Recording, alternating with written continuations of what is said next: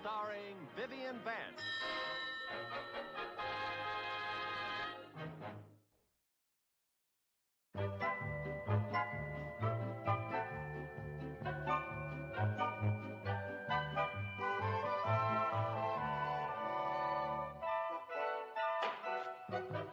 Honestly, I think this is probably the most humiliating experience of my life. Our very own sons are producing the Boy Scout show, and what am I? A wardrobe mistress. If you think that's humiliating, how would you like to be the wardrobe mistress's assistant? Well, the whole thing is just incredible. You and I, the stars of last year's show, not even on the program this year. Who would believe it? Anyone who saw last year's show. You know what burns me up? Just because Ethel Merman is in the show, everybody in Danfield auditioned. And who were the first two to audition? That well-known team of Lucille Carmichael and Vivian Bagley. Well, that's different. We've got talent. You know what really burns me up is the way Ethel decided who would be in the show. She drew the names out of a hat. It was all fair and square. Well, she sure picked a rotten time to be fair and square. Oh, for heaven's sake, Lucy, give me that jacket. Nothing's been right since she moved in here. I'm just getting a little bit tired of the high-handed way that she... Oh, Ethel, darling. Hi, Lucy. Hi. Listen, I want to ask your opinion about something. Oh, what? Well, the Scoutmaster has an idea that I should sing Red, Red Robin, and the Cub Scouts could be in costume and then do a little dance around me while I sing. Uh-huh. Jerry, Sherman, come on down. Come on. Oh, look at that. Well. Come on now, let's get set now. Get your feathers up, all right? Ready? All right, here we go.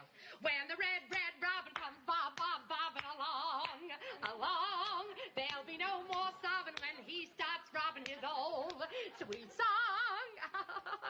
It's corny, but cute. I want to ask your opinion. Yeah, I know. You want to know if I think the number will play?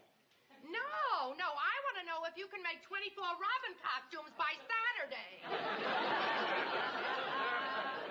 Oh. Well, I don't know. 24 costumes in 3 days. That's 8 Robins a day. Well, I'm not asking you to do it all by hand. What if I get you a sewing machine? Would that help any? Why not? That's the spirit that I like. Most people would be grumbling because they're not out there in front of the footlights. But all you think of is the good of the show. Yeah, that's about all I think of. Just the good of the show. Well, boys, you're the producers. Is the number in? I think it's good. I think we'll stop the show. Okay, then the number is in. Now go on upstairs and take off your costumes. We have to go over to the auditorium. Okay, Miss Merman. Okay, Miss Merman. We'll hurry, Miss Merman. Okay, Miss Merman. Thank you, Miss Merman. Okay, Miss Merman. Merman. That's all anybody talks about around here. You'd think she was the biggest star on Broadway. She is. Come on, let's get busy. We gotta make 24 Robins. Yeah, just standing here talking has put us half a Robin behind already. I have a big problem. Where's Miss Merman? She's up in her room. Oh. Miss Merman? Hi, Mr. Mooney. Miss Merman, my daughter Rosemary, the one who lives over in Trenton, New Jersey, just went to the hospital. She's going to have my first grandchild. Congratulations, that's wonderful. Congratulations, that's marvelous. Congratulations, that's a shame. Shame? It's a shame you and Mrs. Mooney won't be here Saturday night. You won't be able to be in the show, and Viv and I'll have to take your place. Mrs. Mooney is perfectly capable of getting to Trenton by herself. I have no intention of going. Well, what kind of a grandfather are you? Any grandchild of mine would want the show to go on. Oh, now, Mr. Mooney, wouldn't you like to be with your daughter? Well, of course. But I wouldn't dream of letting Miss Merman down. Now, here's my problem. Who am I going to get to be my new partner? Me. I asked first. Please, now, wait a minute, girls. I tell you what we'll do. I'll write the names down and put them in a hat and draw one out. Oh, Oh, goody. She's going to be fair and square. At least this time, one of us will win. There. Vivian, Lucy. And the winner is... Vivian!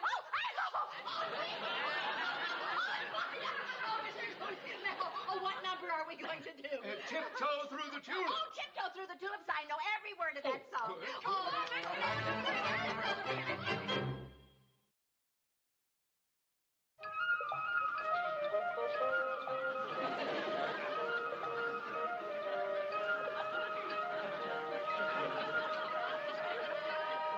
Oh, Lucy, the rehearsal was simply marvelous, darling. Is my costume pressed yet? No, I've been a little busy with my fine feathered friends. Why, Lucy, you only have 5 robins finished. I know, and I'm lucky to have those done on this old wreck. You'd better hurry. I know, I gotta get this relic back to the Betsy Ross Museum. Now, Lucy, that machine isn't that old. It isn't. When I looked at the bobbin, it was full of red, white, and blue thread. Say, Viv, by any chance, did anybody drop out of the show today, for sickness or anything? Oh, no. We're a very healthy little company. Oh, I'm very glad to hear that. Oh, Lucy, we're having our dress rehearsal tonight. So, do my costume right away. I'll do it as soon as I sweep the chimney, wicked stepsister.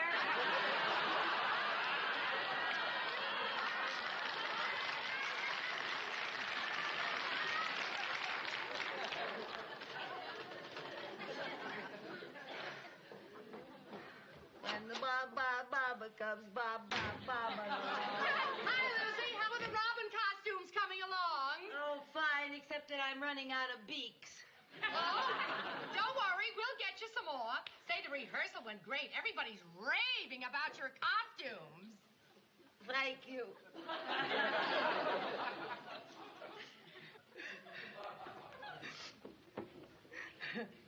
Lucy, are you crying? Oh, no, I'm not crying. But you are crying. No, I'm not crying. What's the matter?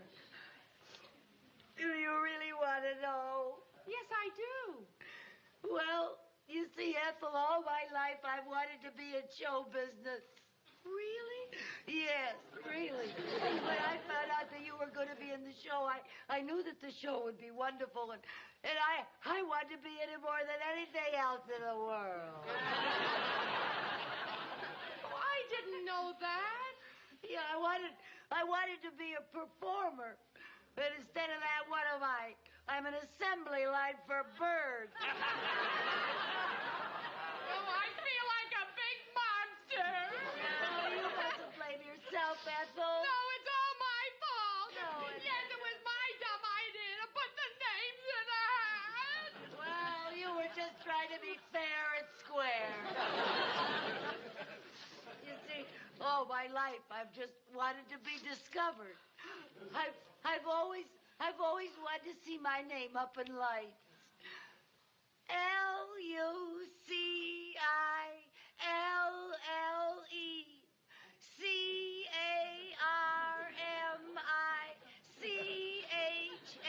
LUCILLECHAEL.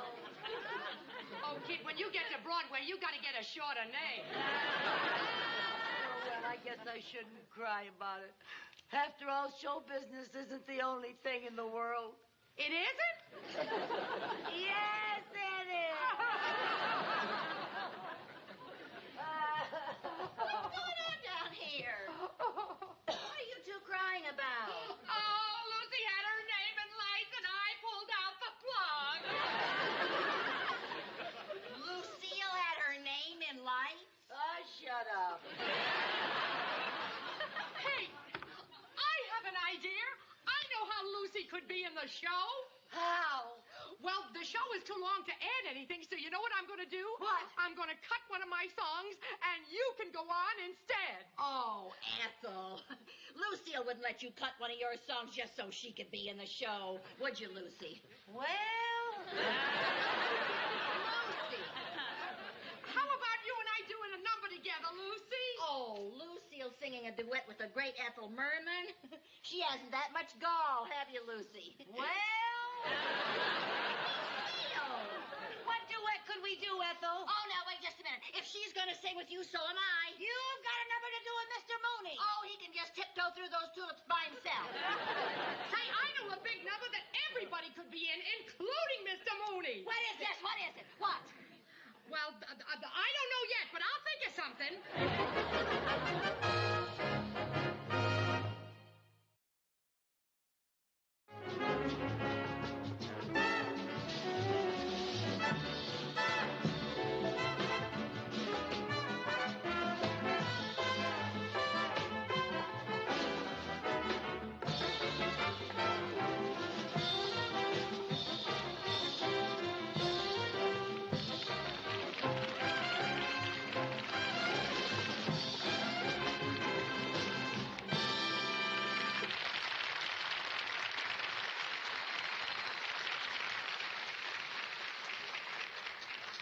Thank you, Sherman Bagley. You were sensational. In just a moment, we'll bring you our big production number. But first, it's our three flies in the kitchen. Which one is the cowboy? The one on the range. Well, so much for humor. And now for our spectacular production number. No business like show business, like no business I know. Everything about it is appealing. Everything the traffic will allow. Nowhere could you get that happy feeling when you are stealing that extra bow. There's no business like show business. That's perfectly true. And so tonight, we want to present show business through the years, starting with the granddaddy of them all, vaudeville.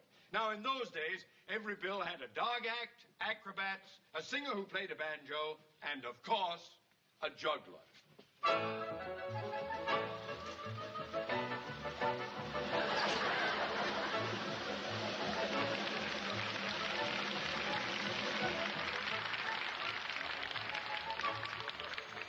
And of course, no evening of vaudeville was complete without somebody doing their interpretation of the old song and dance. Tiptoe to your window, to your window. That is where I'll be on tiptoe through the tulips with me. Tiptoe from your pillow to the shadow of the willow tree and tiptoe through the tulips with me.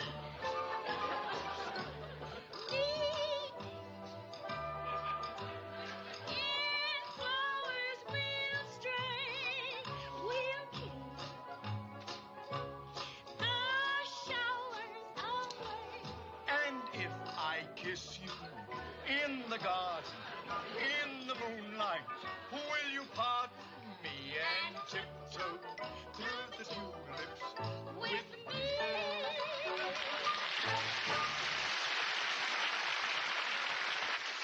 Vaudeville was the only kind of show business for many years. But one day, along came the Flickers, better known as silent movies.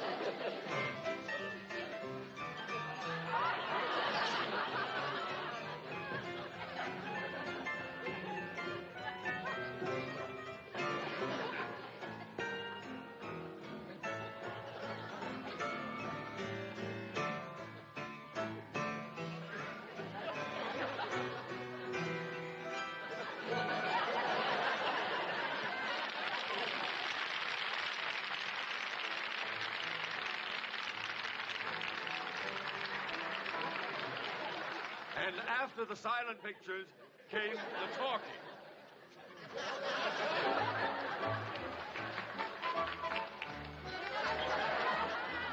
On a good ship, lollipop, little sweet trip to a candy shop where fun runs free. On the sunny beach of Peppermint Bay, lemonade stand everywhere. Cracker jacks and fill the air, and there you are, happy landing on a chocolate bar.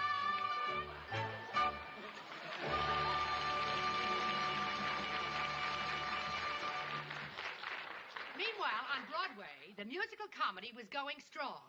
The plots weren't much. Boy meets girl, boy loses girl, boy gets girl. But nobody seemed to care because the music was the main thing.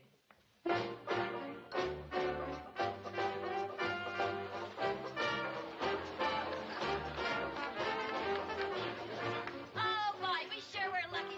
Playing jobs in the chorus of a Broadway musical, weren't we, girl? Yeah, you said a mouthful, kiddo. Oh, look, here comes our handsome leading man. Isn't he something? Oh, he's the cat's meow. Girls, have you heard the news? No.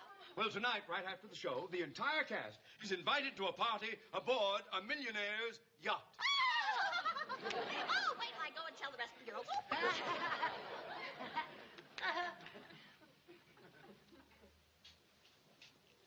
I don't believe I've seen you before. Well, I just joined the show yesterday. You did? Yes, I did.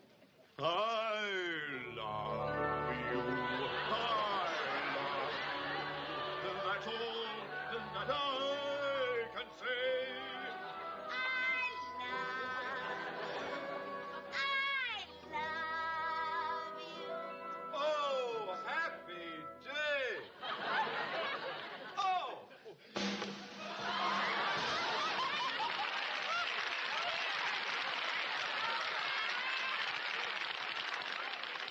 Come along, sweetheart. Who are you? My daddy put up all the money to back the show. I'd better go. I'm not thinking of myself, but if the show closes, what happens to all you kids in the chorus? Am I blue? Am I blue? Ain't these tears in these eyes telling you? Darling, our troubles are over. A rich uncle left me $1 million. I can keep the show open by myself. Oh, goody! I got the boy. I got the girl. And what have you got? I got rhythm. I got music. I got my man who could ask for anything more. Who could ask for anything more?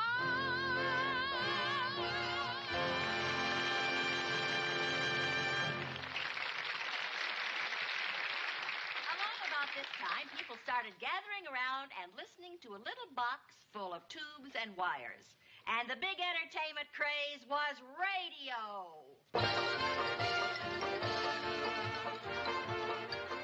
All right, all right. Round and round she goes. And where she stops, nobody knows. From Altoona, Pennsylvania, our next contestant, a lady saxophone player, and her rendition of Glow Worm.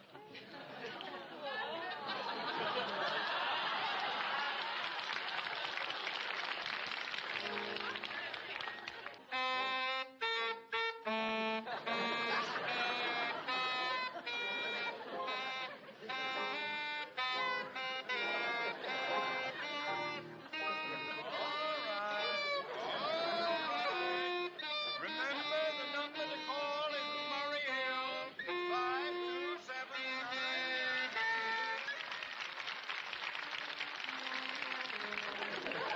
And then came television, and everybody started staying home because show business was right in their living room. One of the biggest hits was the Ed Sullivan Show. It was on this show that brand new forms of entertainment were seen for the first time by the American audiences.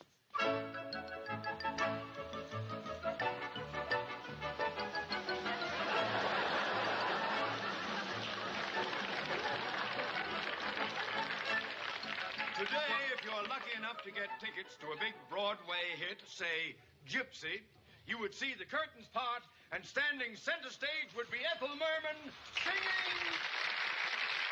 You'll be swell. You'll be great. Gonna have the whole world on a plate. Start here, start now. Honey, everything's coming up roses. Clear the deck, clear the track.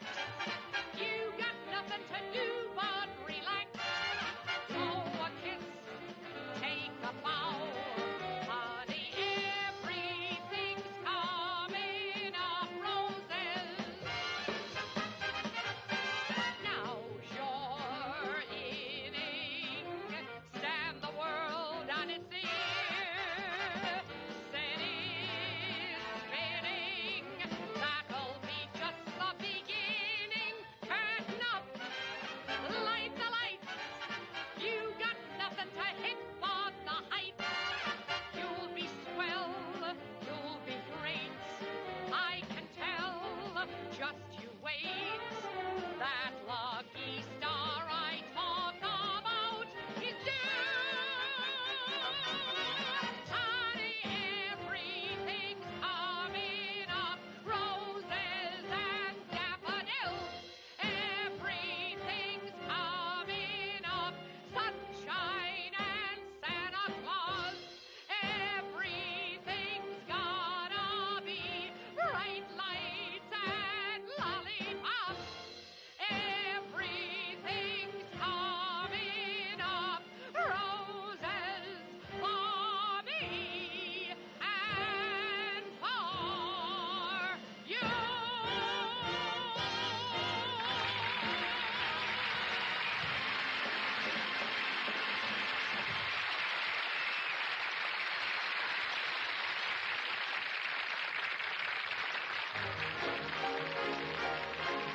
There's no people like show people. They smile when they are low. Even with a turkey that you know will blow. You may be stranded out in the cold. But still you wouldn't change it for a sack of gold. Let's go rock with the show. Let's go on with the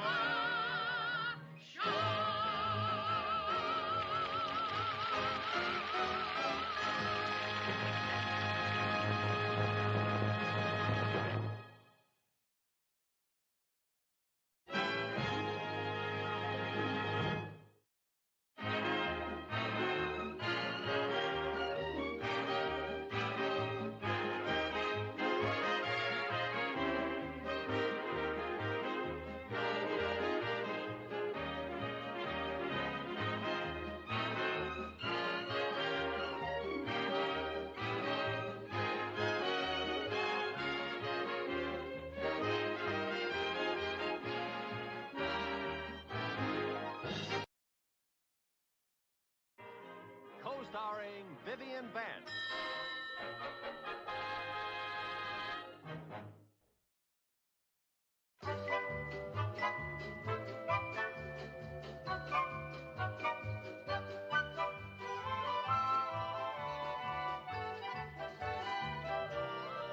What's for breakfast? Toast and coffee. That's all? Well, the kids ate all the oatmeal. It'll do us good to diet a little. Oh, now look, Lucy, I've had nothing but toast and coffee for a week. Pretty soon I'll be skin and bones. Viv, face it. You could lose 30 pounds before your skin even gets near your bones. Let's not get nasty. Oh, where's the butter? And the sugar? Honey, have you any idea how many calories there are in a teaspoon of sugar or a pat of butter? Oh, you're out of those too, huh? Look, Lucy, I pay good money for room and board, and I expect a little more for my breakfast than burned bread and brown water. Mother Hubbard, how long is your cupboard going to be bare? Just a couple of more days until I get my allowance from Mr. Mooney. I just got caught short this month, that's all. Oh, so that's why you stretched that one chicken so many ways this week. Chicken pot pie, chicken a la king, chicken hash. I'm surprised you didn't try to serve us creamed feet. That's a thought. Oh, no, you don't. I just can't eat dry toast. And I don't like my coffee black. I'll have a bite to eat downtown before I get my hair done. Oh, that explains why you're so grumpy. I am not grumpy. Oh, yes, you are now, Viv, honey. But I don't mind. You are always in a foul mood when your roots need retouching.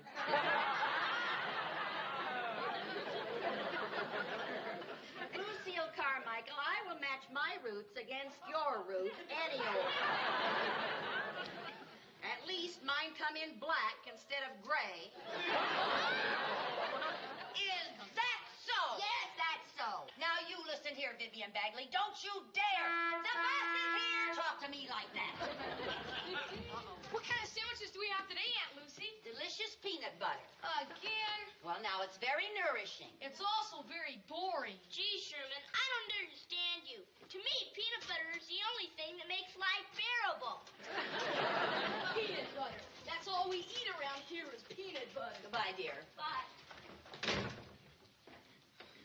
I must say, Sherman gets more like you every day. That's right.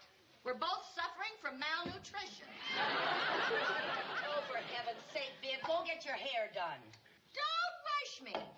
I'll go when I'm good and ready. All right. And I'll come back when I'm good and ready. All right.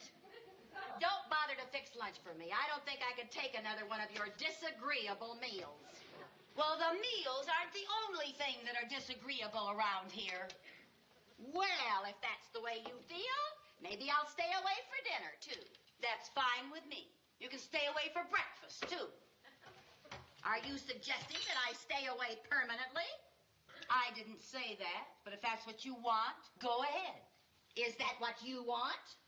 It is, if that's what you want. Well, okay. After I get my hair done, I'm going to find a new place to live. Do that. You just do that. All right, I will.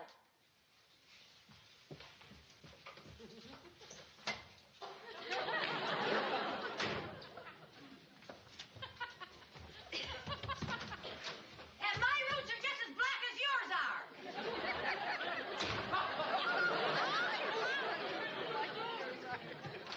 Oh, hi, Mr. Mooney.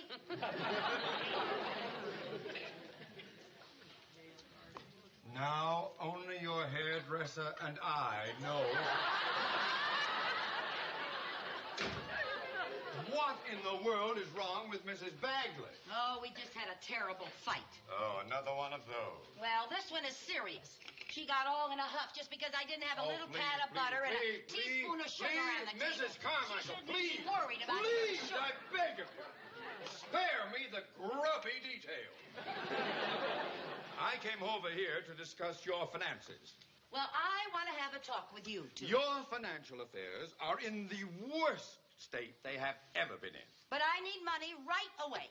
The only way you will get any money is to buy a small printing press and learn how to draw a picture of George Washington.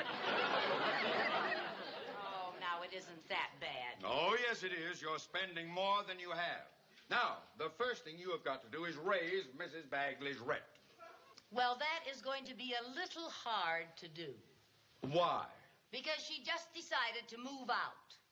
Good grief! Oh, what a tragic loss. Oh, pooh. I got a lot of other friends. I wasn't referring to her friendship. I was referring to the monthly check. Well, I guess this will put a little crimp in things. Crimp! You were on the verge of bankruptcy. Boy, a little crimp goes a long way. The first thing we must do is get you a new tenant. A new tenant? I'll put an ad in the paper right now. Wait a minute. You can't rent Viv's room. Why not? Well, it just doesn't seem decent. It isn't even cold yet. Carmichael, give me the phone. No, I'm not ready to rent Viv's room yet. Very well. Perhaps you're right. You may need that room later for the sheriff. Sheriff? Well, after all, he might as well be comfortable while he's waiting for you to obey the eviction orders.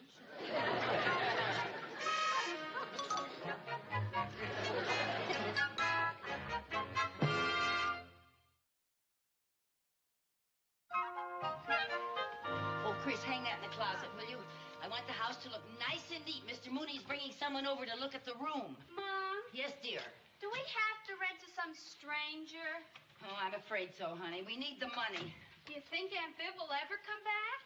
Well, it doesn't look like it. Haven't heard a word from her since she huffed out of here with all of her clothes. Well, Sherman told Jerry they're just miserable in that motel.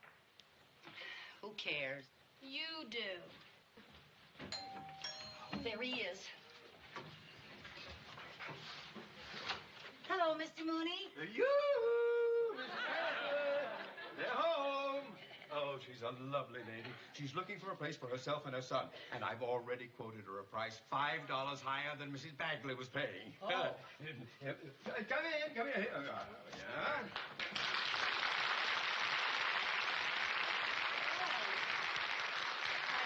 How do you do, Mrs. Mrs. Carmichael? Well, how do you do, Mrs. Schaefer? And this is my son, Bob. Hello, Bob. how are you? And this is my daughter, Chris. Hello.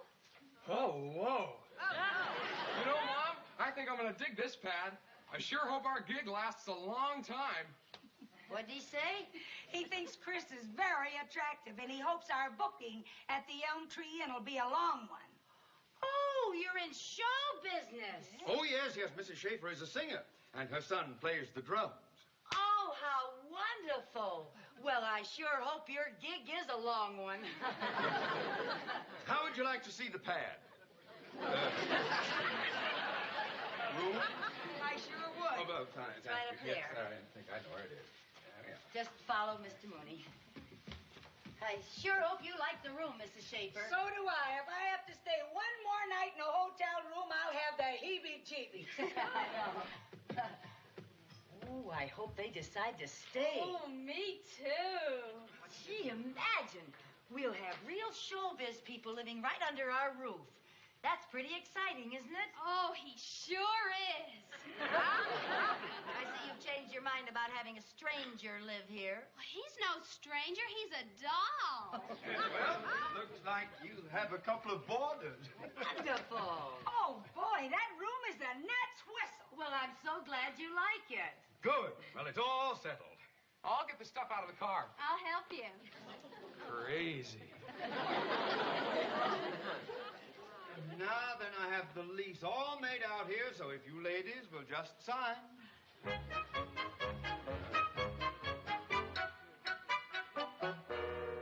Robert, now remember, don't play the cymbals too loud so they can hear Mother sing. Okay. And Bill, you know how to come in on that thing. And Marl, you wait for that 1, 2, up a lady. You know how it goes. Hi, Lucy. Hi. Fellas, Lucy Carmichael. Hi. This is Marl and Bill. Hello. Hiya, cats. I just know you're going to be a bunch of swinging gates. What'd she say? She means play it cool, like nervous, man. Oh, I'm hip. Okay, let's get started. Do you mind if I listen? Oh, not at all. Thank you. I'll turn on the tape. All right, get that tape on. Okay? Okay, Mom.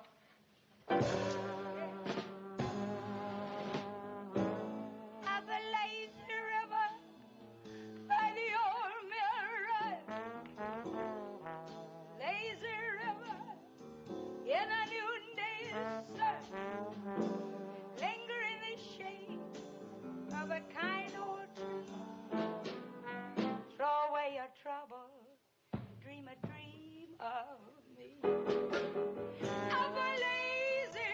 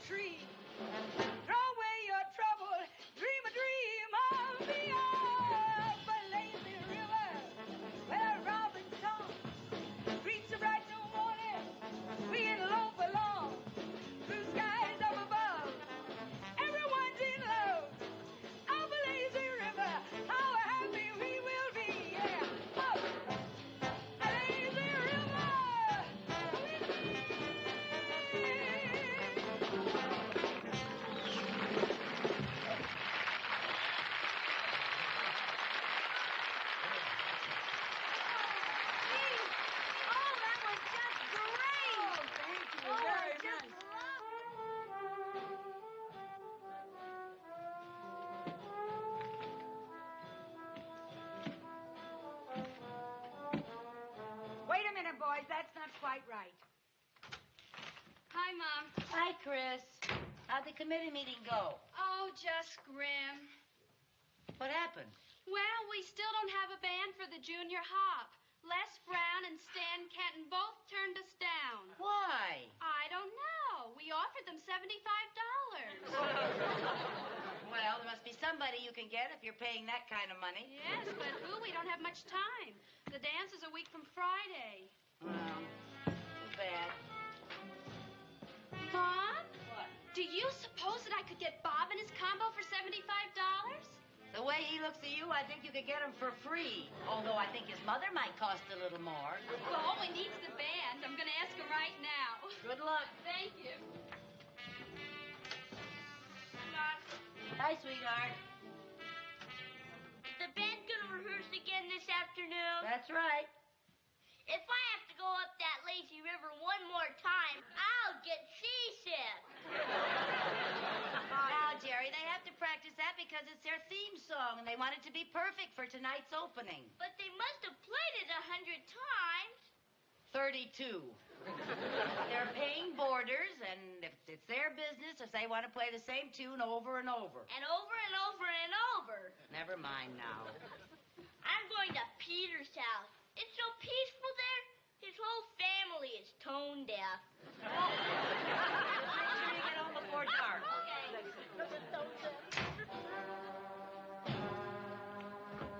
Up a lazy river by the old mill run. Lazy river in the noonday sun. Linger in the shade of a kind old tree. Throw away your trouble, dream a dream of me. Up a lazy river where the robin song reaches the bright new morning. We can loaf along to the skies up above. Everyone's in love.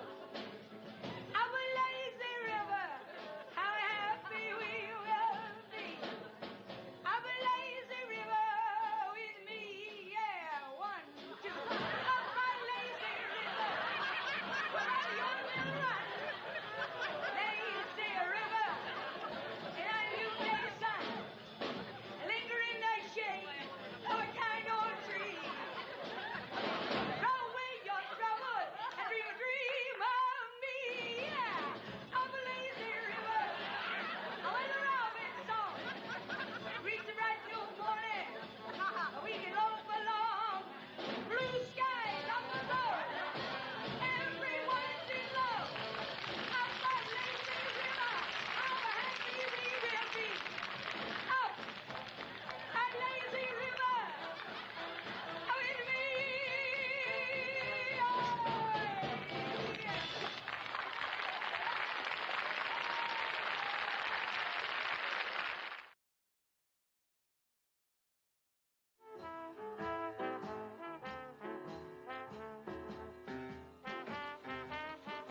Mom, I'm going to Randy's. Okay, Mom? Mom? Oh, yeah, honey? Do you have any more of those earplugs? No, afraid not. Then I'm going to Randy's. Just a minute, young man. Let me see that shirt. You're not going anywhere until you put on a clean shirt. A clean shirt? Randy will think I'm a dude. You have a long way to go before you become a dude. Now, march.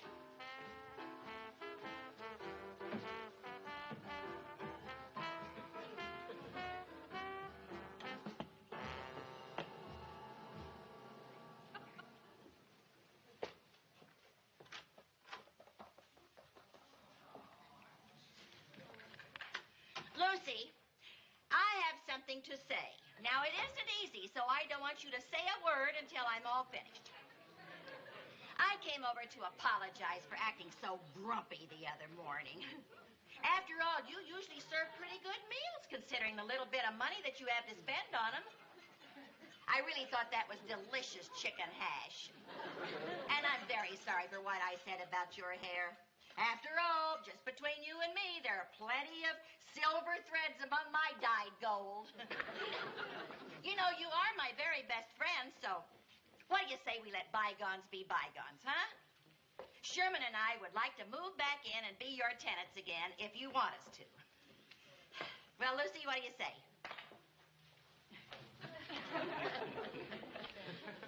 Well, honestly, if I'm big enough to come over here and apologize, the least you could do is give me the courtesy of an answer. Oh, you're impossible. I'll never speak to you again as long as I live.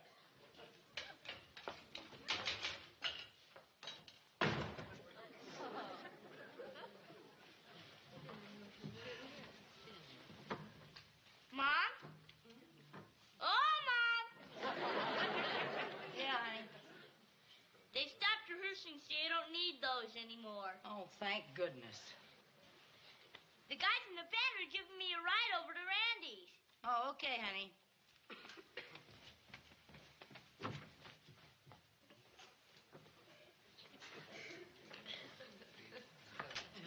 And another.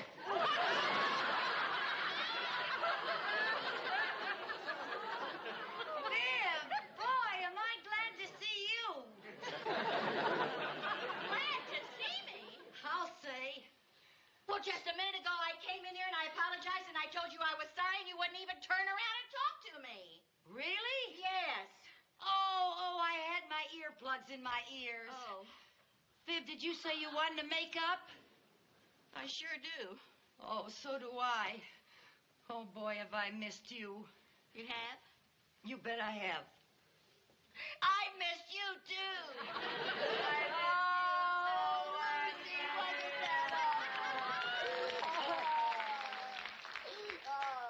Why were you wearing your earplugs, honey? Well, I rented your room to a singer, and she rehearses all day with her band. She's very good, but you can get too much of a good thing. Oh, poor little thing. You rented my room. Well, now, it wasn't my fault. It was Mr. Mooney's idea. When he found out that your room was vacant, he almost broke out in hives. Well, I guess we can't move back in here after all. Now, wait a minute. Roberta's awfully nice, and maybe if I talked to her and explained things, maybe she'd move out. Do you really think she would? Boy, I hope so. Come on, we'll go talk to her right now. Good. Lucy, can I talk to you? I was just coming in to talk to you. Oh, Mrs. Bagley, this is Mrs. Schaefer. How do you do, Mrs. Bagley? How do you do, Mrs. Schaefer?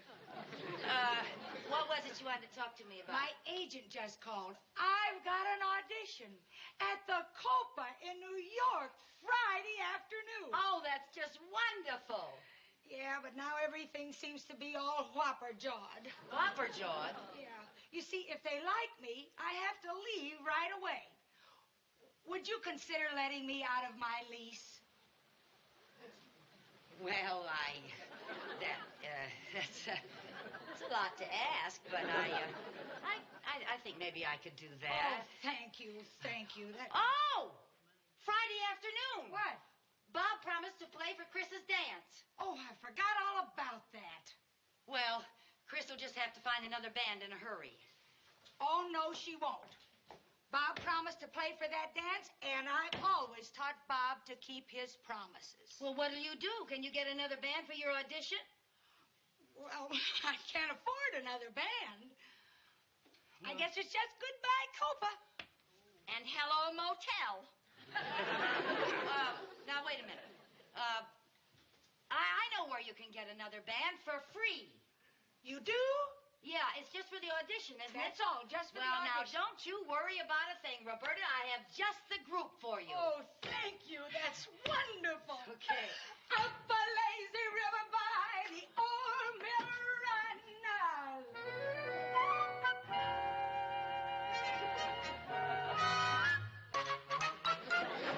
No, I haven't played since the Elks Parade 2 years ago, and my lip is still in very good shape.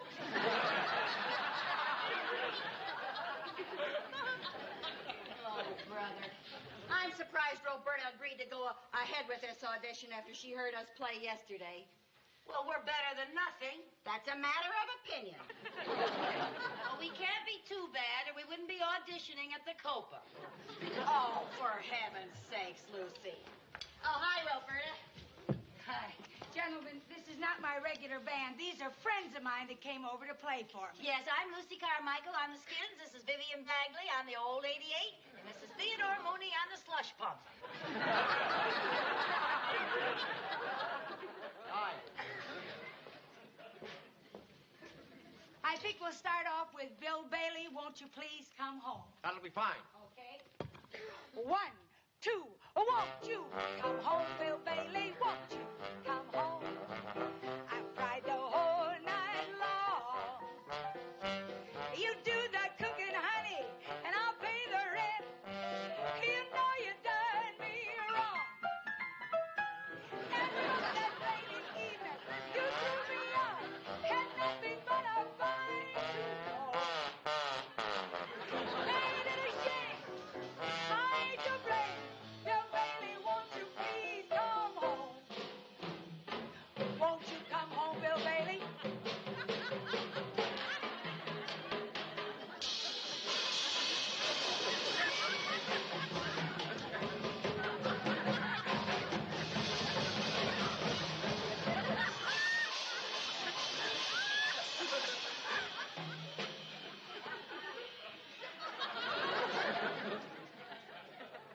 One, two, after that rainy evening, you threw me out with nothing but a fine-tooth comb. Ain't it a shame? I to blame. Bill Bailey, won't you please come? Bill Bailey, won't you please come? Bill Bailey, won't you please come home?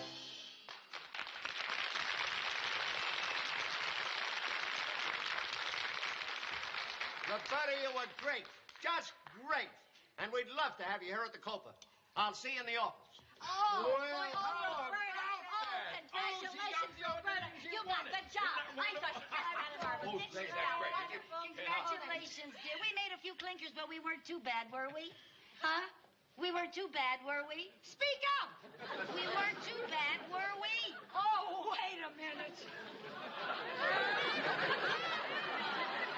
Say, you weren't taking any chances, were you?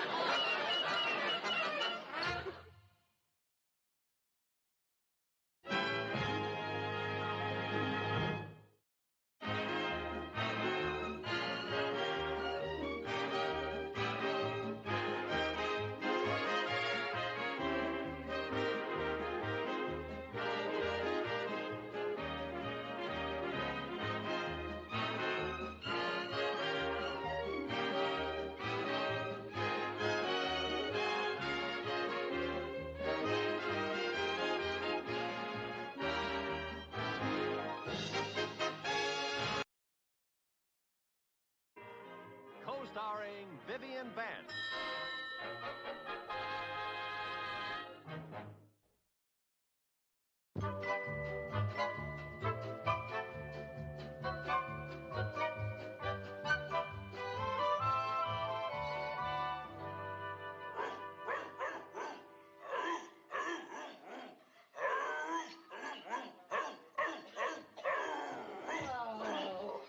Oh, that dog.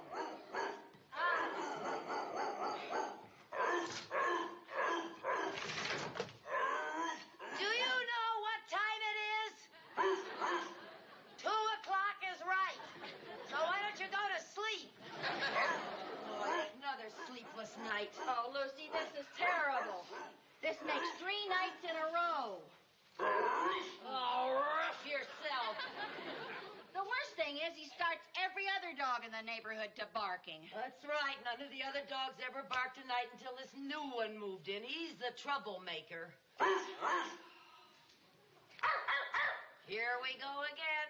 There's Howard McAdams' Pomeranian, and next will be Audrey Simmons' Beagle. And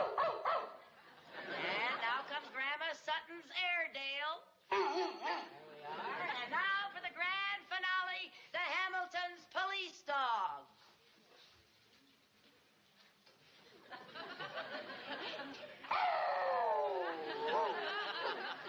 Well, thank goodness. I was afraid he he wasn't going to make it tonight. Oh, Lucy, this is terrible. Well, I've had it. I have had it. I got to do something about it. What's his number? Well, I don't think that dog is listed. I don't mean the dog. I mean his owner. Oh, now you wouldn't wake that poor soul up in the middle of the night to complain. I would love to. What's his name? I don't know. Come on, get your flashlight. What for? We are going to find that dog and his owner. Oh, now why couldn't we find that beast the first thing tomorrow morning? Because we can't find him in the daytime. That's when he rests his voice. No, just forget it, Lucy. I'm not going to go prowling around in anybody's backyard in the middle of the night. Oh, Viv, please. That's the only...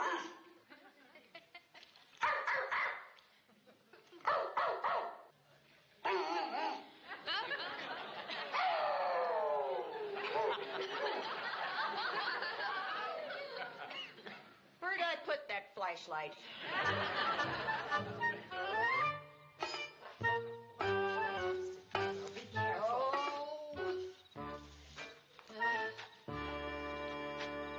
Oh, come on, Lucy. Let's go home. This is just ridiculous.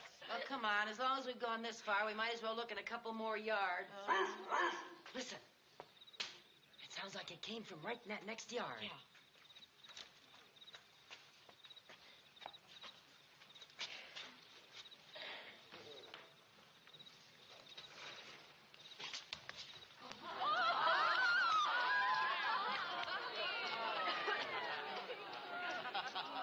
Well, now that we found him, what do we do?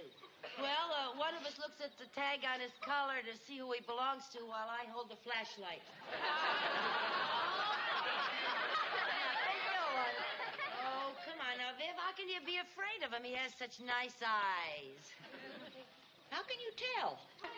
Well, all right, I'll do it. Yeah. Well, there now. Hi, fella. Hello. All we want to do is just look at your tag and find out who your nice owner is, little fella. He's a nice fella, yeah. He's a nice fella. Hey, yeah, nice boy. Nice fella. Can't you find his collar? I can't even find his neck. I know it's in here somewhere. Oh, Viv, stop him! Stop him? We can't let him get away now. Come on, hurry up. Oh, how could we lose a dog as big as that? Why didn't you follow him better, Viv? Well, I'm sorry, Simon Legree. I lost the scent when he crossed the river. Oh, dear. Oh, heaven's sake. For heaven's sake. Well, my heavens. Well, no wonder we couldn't find him. While we were following him, he was following us. Hi, Nelson. You know him? Sure, we're old pals. He's Mr. Mooney's new dog. Well, I'll just call Mr. Mooney and complain. All right, Jerry, school tomorrow, back to bed. Come on now. Now we Get know where outta you live. here. Now you gotta go home. Come on, Nelson. Home you go. Here you go, boy.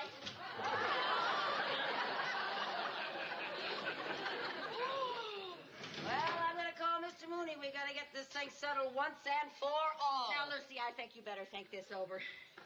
If you call Mr. Mooney, he's liable to cut off your allowance. He may not even know that his dog is keeping everyone awake. Actually, I'll be doing him a favor by telling him. Now, let me call. Go sit down.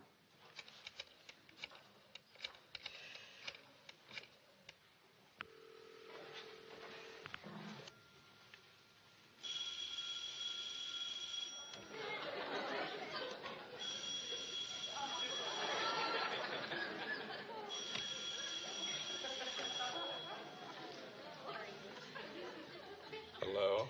Mr. Mooney, this is Lucy Carmichael. I hope I didn't disturb you. Oh, no. Well, you see, a barking dog has been keeping us awake. Well, Thank you for that news bulletin. Good night. Wait, Mr. Mooney. It's your dog, Nelson. He's kept us awake 3 nights in a row. He's been creating quite a disturbance. Nelson, a disturbance? That's impossible. Nelson is a thoroughbred. Oh, I know that, Mr. Mooney, but he does have a very loud bark, and it sets off all the other dogs in the neighborhood. And with all that racket, we just can't get to sleep. I thought you'd want to do something about it. Oh, I do. You just put your phone by your pillow, and I'll sing you a lullaby. Mr. Mooney, if that's all you plan to do about this, I may have to take action. I may force you to keep that dog quiet. Oh, and just how do you intend to do that? Well, I will simply... Well, I'll do something. If I might make a suggestion, why don't you sue me? That's a very good idea. I will sue you. You don't stand a chance. Good night. You're going to sue him? That's right. Oh, Lucy, you haven't got money enough to hire a lawyer?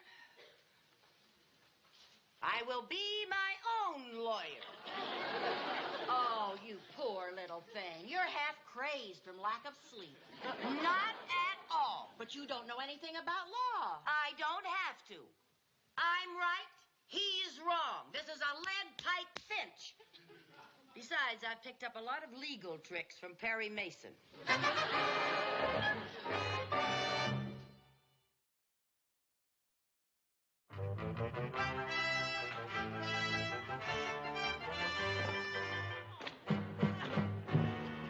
All rise.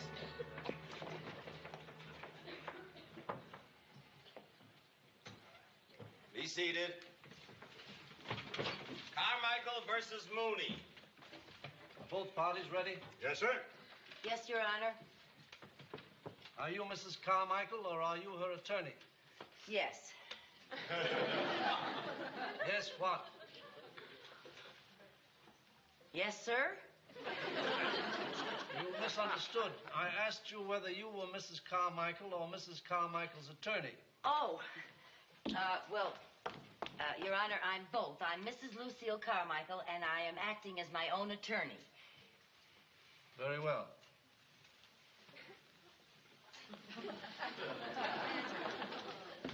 Mrs. Carmichael is bringing an action for injunction to abate a nuisance. Will the attorney for the plaintiff please call the first witness?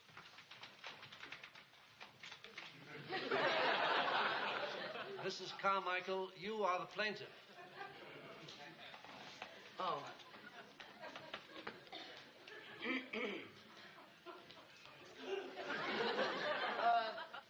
Your Honor, before I call my first witness, I should like to say that this is no ordinary squabble between two neighbors. Today, we are going to ask a question. Does one man have the right to destroy the peace of mind of an entire neighborhood? And I say to you, ladies and gentlemen of the jury, the answer is no. No, 1,000 times no. Mrs. Carmichael, there is no jury. No jury? Those are spectators. We usually have a jury in criminal cases. Well, if keeping a person up half the night isn't a crime, I'd like to know what is. Mrs. Carmichael, please call your first witness. Yes, Your Honor. I call Mrs. Vivian Bagley. Mrs. Vivian Bagley.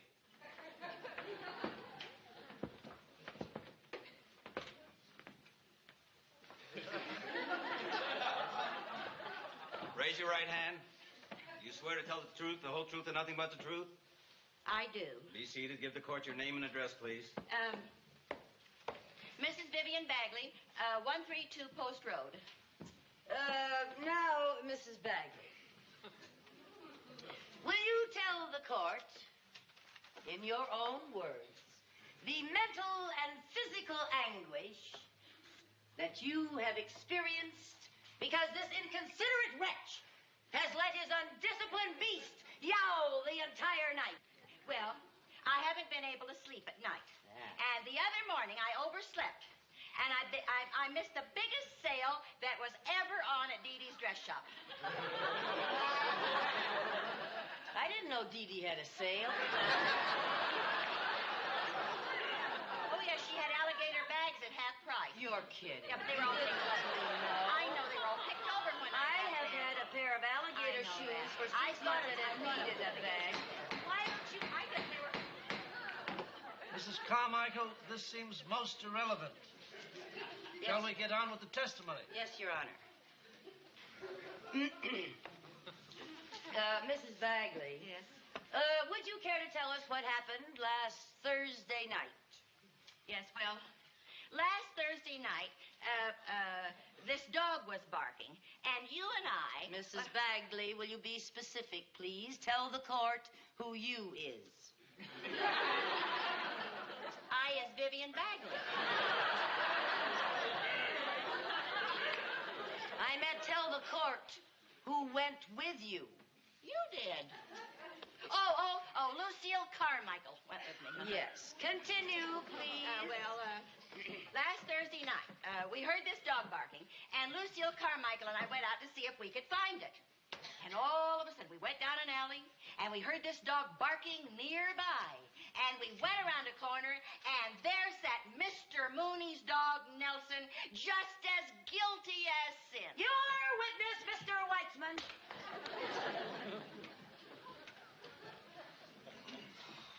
Mrs. Bagley, you said that you heard a dog bark, then you went around the corner, and you saw Nelson. Is that correct? That is right. Then you didn't actually see Nelson bark. No, we didn't actually see him. But then, of So course... actually, you don't know if it was Nelson barking. It could have been another dog entirely. Yeah, it could have been. No more questions. The witness may step down.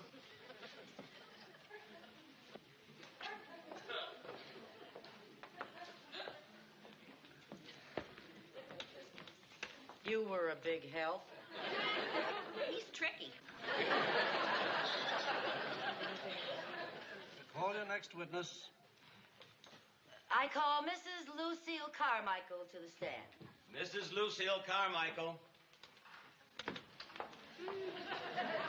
Raise your right hand. You swear to tell the truth, the whole truth, and nothing but the truth? I do. State your name and address, please. Mrs. Lucille Carmichael, 132 Post Road. Now then, Mrs. Carmichael, have you ever sued any of your neighbors before? No. No, I never have. Would you say that normally you sleep very well? Oh, yes. Just like a log. Very well, then. Will you tell the court, in your own words, what took place last Thursday night? I would be very happy to tell the court. Mrs. Carmichael, is it absolutely necessary to have this incessant jumping back and forth? You're making the bench nervous. Well, Your Honor, if you don't mind, please, it makes it a lot easier for me to go back and forth like that, because then I can tell if I'm witnessing or plaintiffing.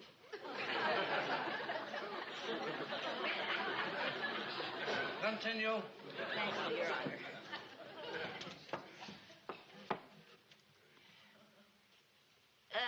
What was that last question again? Tell the court, in your own words, what took place last Thursday night. Well, I was awakened around 2 o'clock in the morning by the barking of all the dogs who live in the neighborhood near our house, led off, as usual, by the ringleader. So my friend, Mrs. Bagley, and I went out to see if we couldn't find this beast, and we finally tracked him down.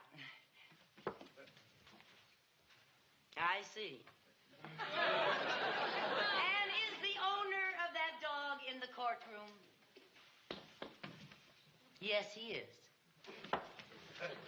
Will you point him out? That man there. Are you sure? I'm positive. Thank you. Your witness.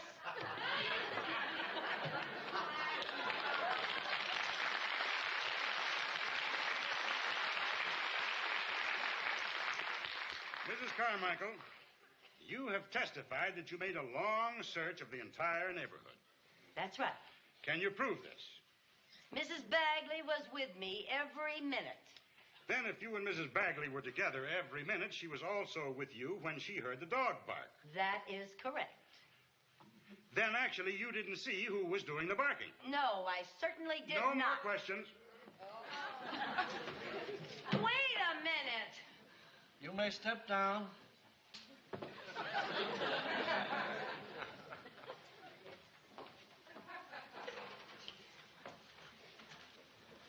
Now, before we call the defense, do you have any more witnesses, Mrs. Carmichael? Well, not at this time, Your Honor. Your Honor, I'd like to request a recess. On what grounds? I'd like to present some new evidence. Very well. This court will recess for 1 hour.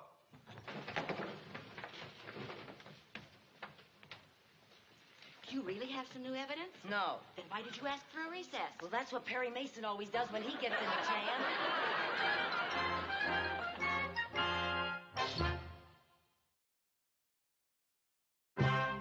Be seated. Mrs. Carmichael, do you have any more witnesses? Yes, Your Honor, I do, but they're not here yet. Your Honor. Is it too soon for another recess?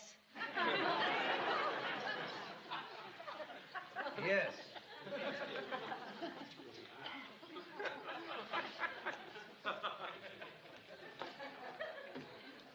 Does the defense wish to call a witness? Just one, Your Honor. Mr. Theodore Mooney. Theodore Mooney, take the stand.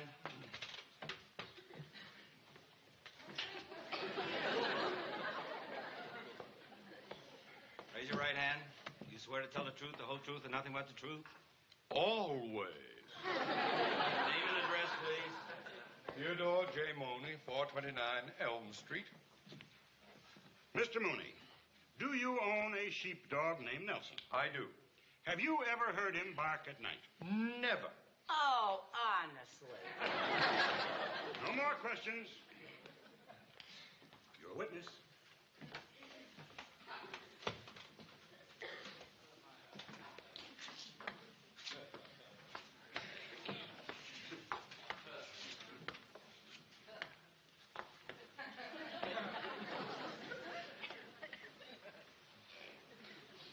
Now, Mr. Mooney, you say your name is Theodore J. Mooney? Yes. And you live at 429 Elm Street? Yes. And you have a dog named Nelson? Mrs. Carmichael, you already know my name and address and the fact that I have a dog named Nelson. That is why we are here in this court. Your Honor, I believe we have a very uncooperative witness here. You bet your sweet life you have. See?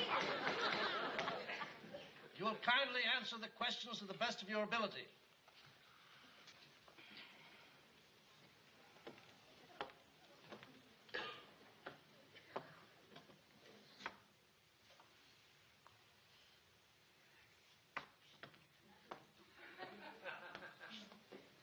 Where were you Thursday night? I was at home asleep. The whole time? You expect this court to believe that you slept while your dog was keeping the entire neighborhood awake with his ruff ruff? Mrs. Carmichael, my dog does not go ruff, ruff. He may occasionally go. He goes ruff ruff. He goes. Ruff ruff. Shall we continue? It is absolutely irrelevant whether the dog says woof, woof, or...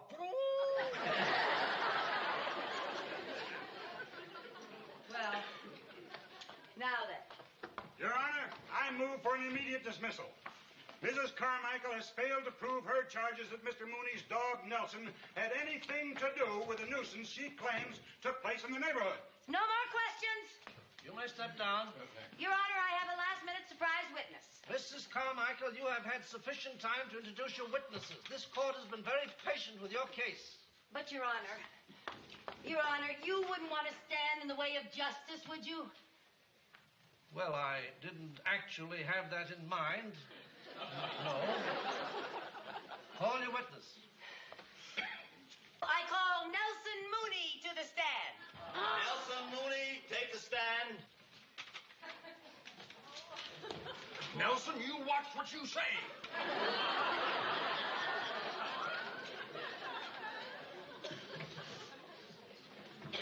Do you swear to tell the truth, the whole truth, and nothing but the truth? Joe, that was not necessary.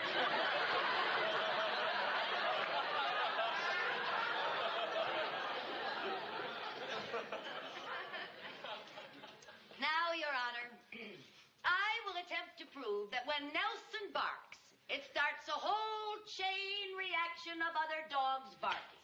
Well, that's a very interesting theory, Mrs. Carmichael, but won't it be a little difficult to prove without the other dogs? I have the other dogs.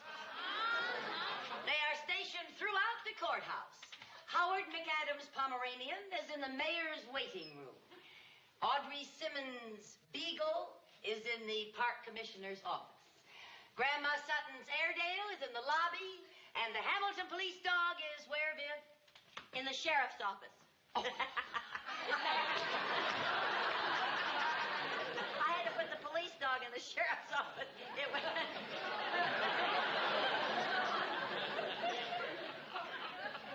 Your Honor, I will now demonstrate what happens when Nelson barks. I think this has gone far enough. Now, just a moment, if you don't mind. Oh, Your Honor, Nelson only barks when everybody is asleep. So would you all please close your eyes? Everyone will please close their eyes. Thank you. No, we will not close our eyes.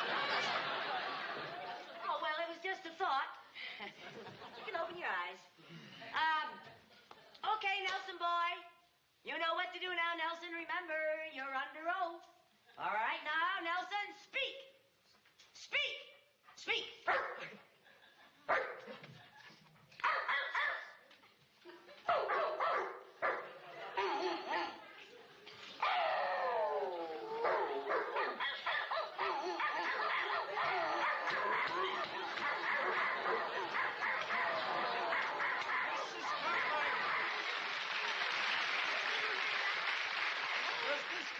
Every night? All night, every night, Your Honor.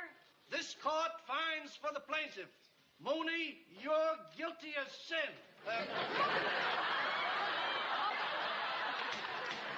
Court adjourned.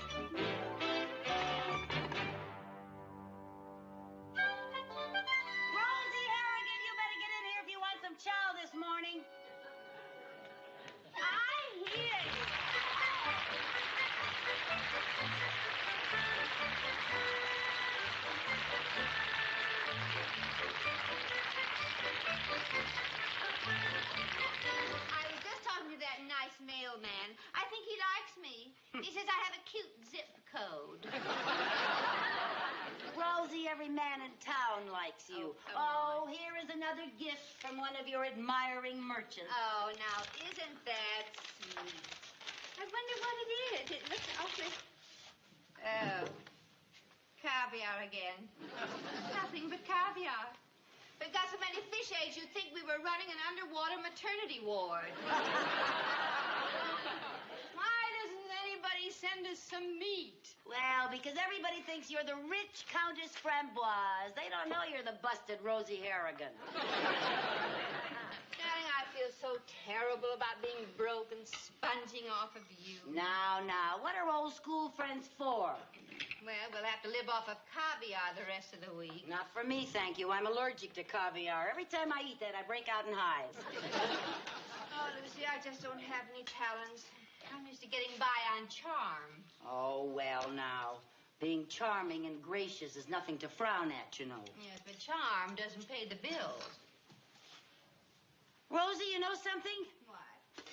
It can pay the bills. What? You could open a charm school. Oh, what a marvelous idea. Oh, no, that takes money. Now, where am I going to get money to open a charm school? That's where you can begin using your charm on our tight-fisted banker, Mr. Mooney. He adores you.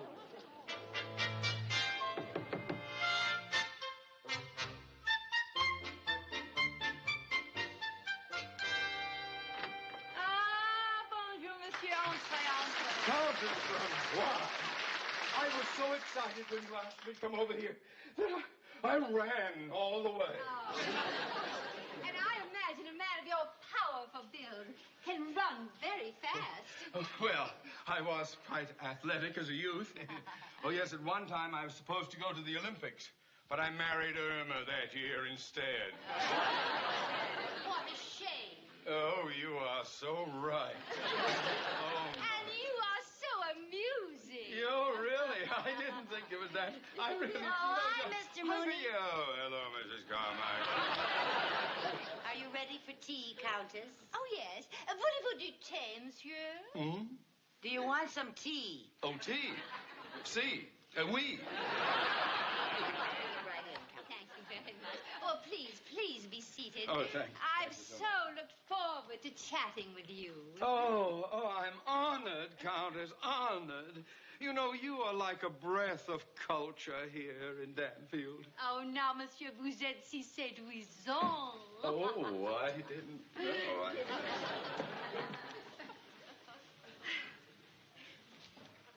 I thought she'd never leave. Lucy is a wonderful person. She wants to leave us alone because, frankly, I have a little favor to ask of you. A favor? Of me? A lowly commoner? Yes, Mr. Money. That's Mooney. Of course, you can call me Theodore. Or even Teddy. Theodore. Well, I'm glad that you spoke of culture.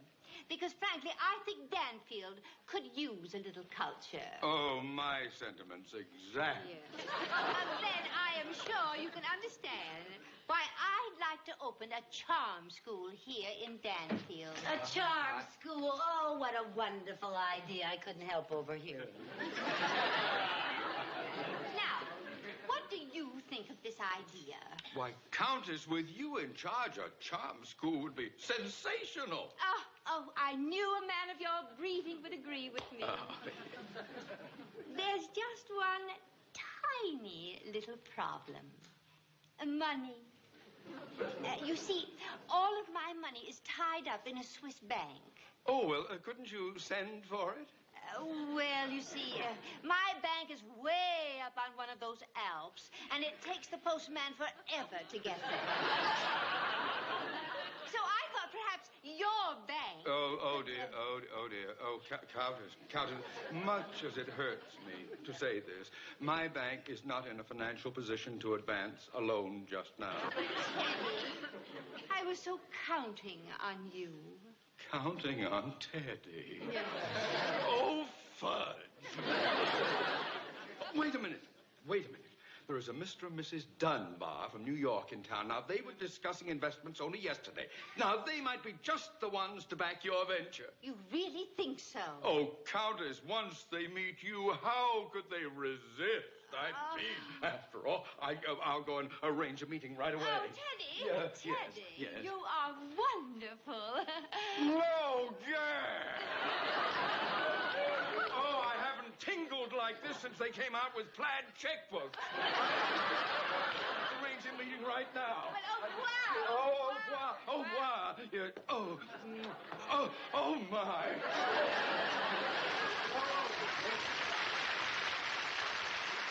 Rosie, you did it. No, I bet the Dunbars won't be as easy to charm as Mr. Mooney. Oh. Now, how am I going to prove to those people that I can make this thing a success? Lucy, I don't know anything about teaching charm. Rosie, I have a plan. Did you see my fair lady? Yes. Now listen.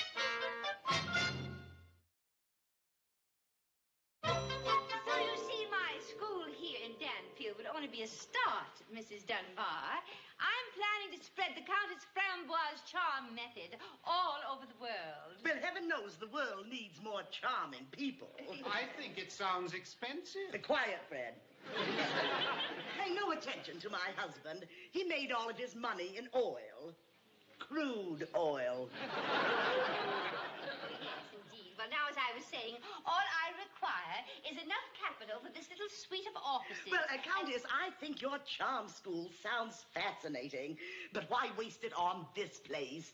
Everybody in Danfield is so, common. We only come here to visit Fred's relatives. But, my dear, that is the challenge. Out there are hundreds of women who haven't the faintest idea how to walk or talk or dress. I am longing to bring them the Countess Framboise charm method. Yes, I am ready. I am ready. Now, if there was only something I could do to prove to you what I am... Wait a woman. We're conducting business here. Go right ahead. Ain't gonna bother me none.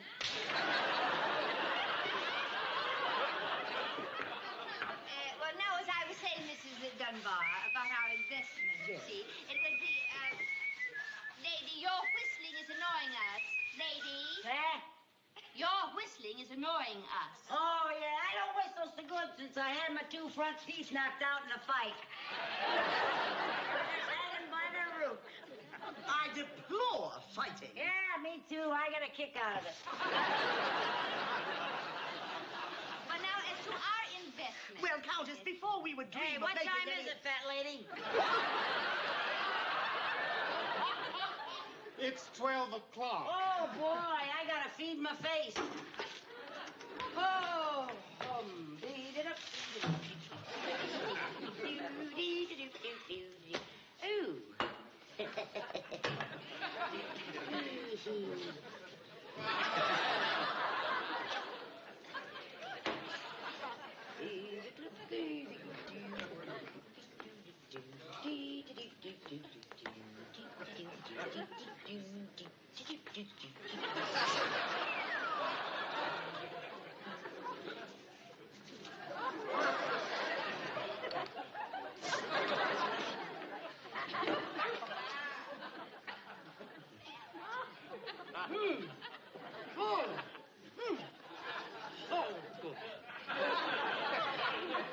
Ooh.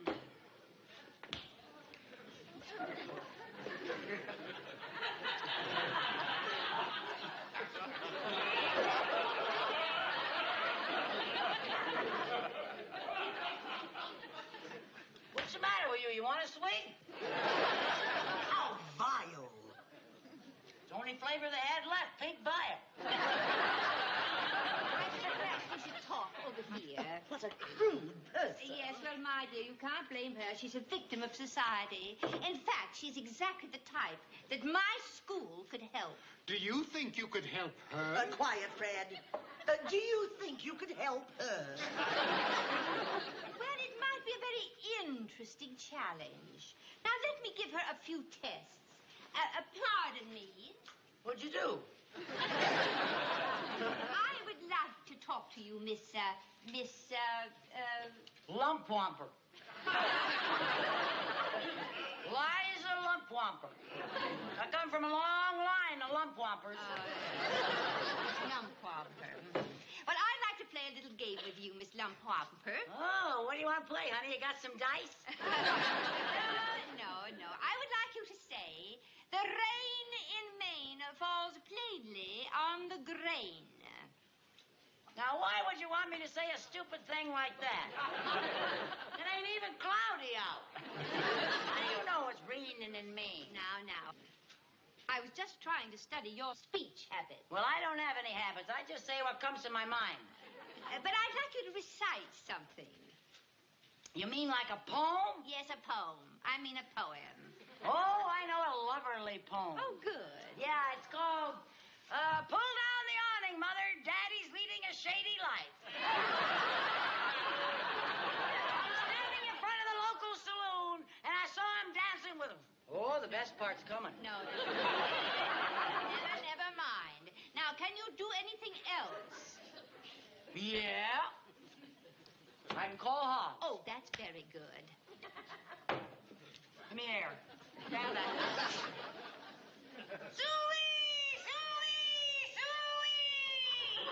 What a dreadful sound. You wouldn't say that if you was a hog. Countess, I think you'd be wasting your time trying to transform this person. You'll never be a Pygmalion to this Galatea. You watch your language. I'll tell anybody that says I'm one of them. Now, let's calm down. Not till fat lady apologizes. I apologize? Well, that's more like it. You better learn some manners. Why can't you be nice like your son here?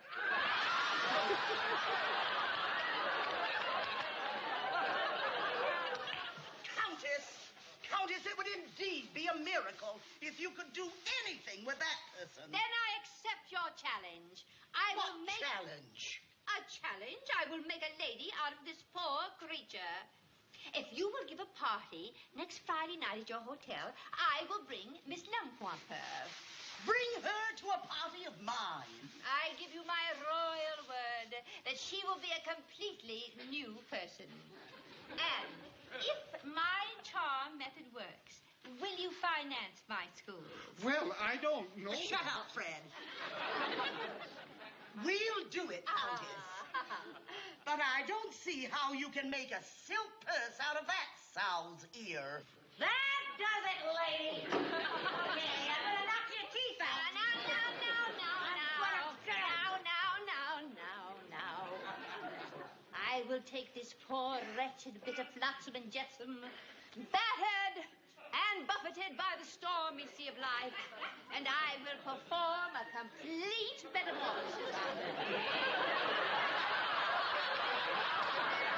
What are you gonna do to who? I shall make a lady out of this dreary, drab drudge, this slovenly... Slob. Now, I have work to do.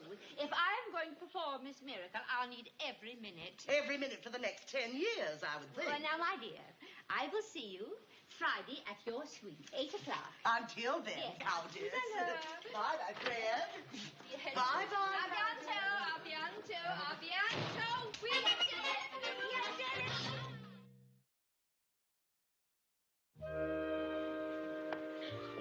Well, Mrs. Dunbar, this is a perfectly delightful party. It reminds me of some of our soirees at home. But thank you. We tried to provide the proper setting for your protege to debut. Well, that's very kind. It's the same in crude oil. We like to celebrate a new well. Quiet, Fred. When is Miss Lumpwomper coming? Oh, she'll be here. I've taught her it's more charming to be late. Oh, we're having a special unveiling tonight. I'll tell her, Fred. We're having a special unveiling tonight. A new work by Gabanzo. Oh, yes. But we love art. In our place in New York, we have 2 Picassos. Oh, really? Well, Pablo is wonderful. He did some work at my villa on the Riviera. Picasso painted your portrait? No, he painted my kitchen. Miss Liza Lump Whopper.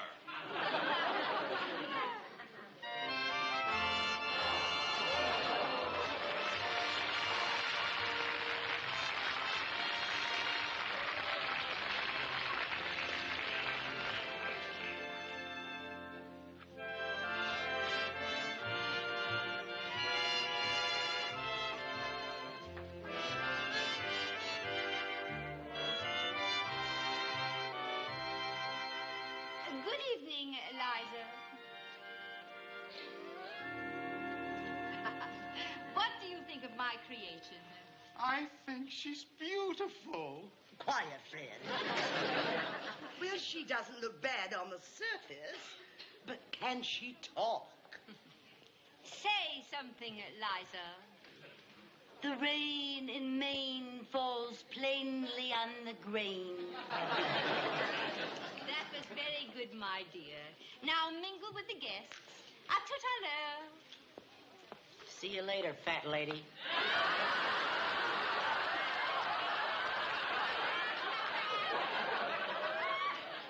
I haven't quite finished with her yet. Oh. No. I think you did a wonderful job. She looks beautiful. Oh, shut up, Fred. Oh, I'm sorry, fat lady.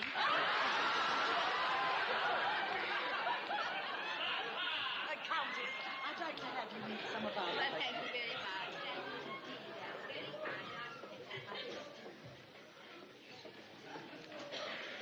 Excuse me, Miss Lumpwamper. Yes, Mr. Dunbar. I thought you might like to try some of these. Oh, thank you. Isn't that nice of you? Mmm.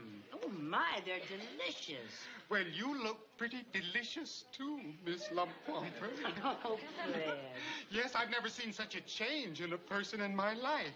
Why, it's like a beautiful butterfly emerging from a cocoon.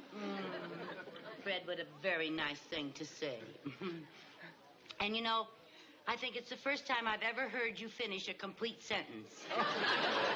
It felt so good. What you mean? Oh, Fred, you're so nice. These are delicious. Oh, well, I'll bring you some more. Oh, would you? Yes. Oh, I appreciate that so much. Oh, they're just wonderful. I'll be right back. Hurry back. Lucy, do you know what you're doing? Yes. I'm getting along with Fred very well. I think I've got him hooked. No, you're eating those canapes. Yes, I know. But I'm eating them very daintily. I have my pinky out. I thought you said you were allergic to caviar. Oh, I am. I can't stand caviar. I get hives. That's caviar. I didn't notice. Well. Oh, what am I going to do? Well, if I know hives, you're going to itch. Oh, I know I'm going to itch. Yes, I know. But if you're going to scratch daintily and leave the pinky out.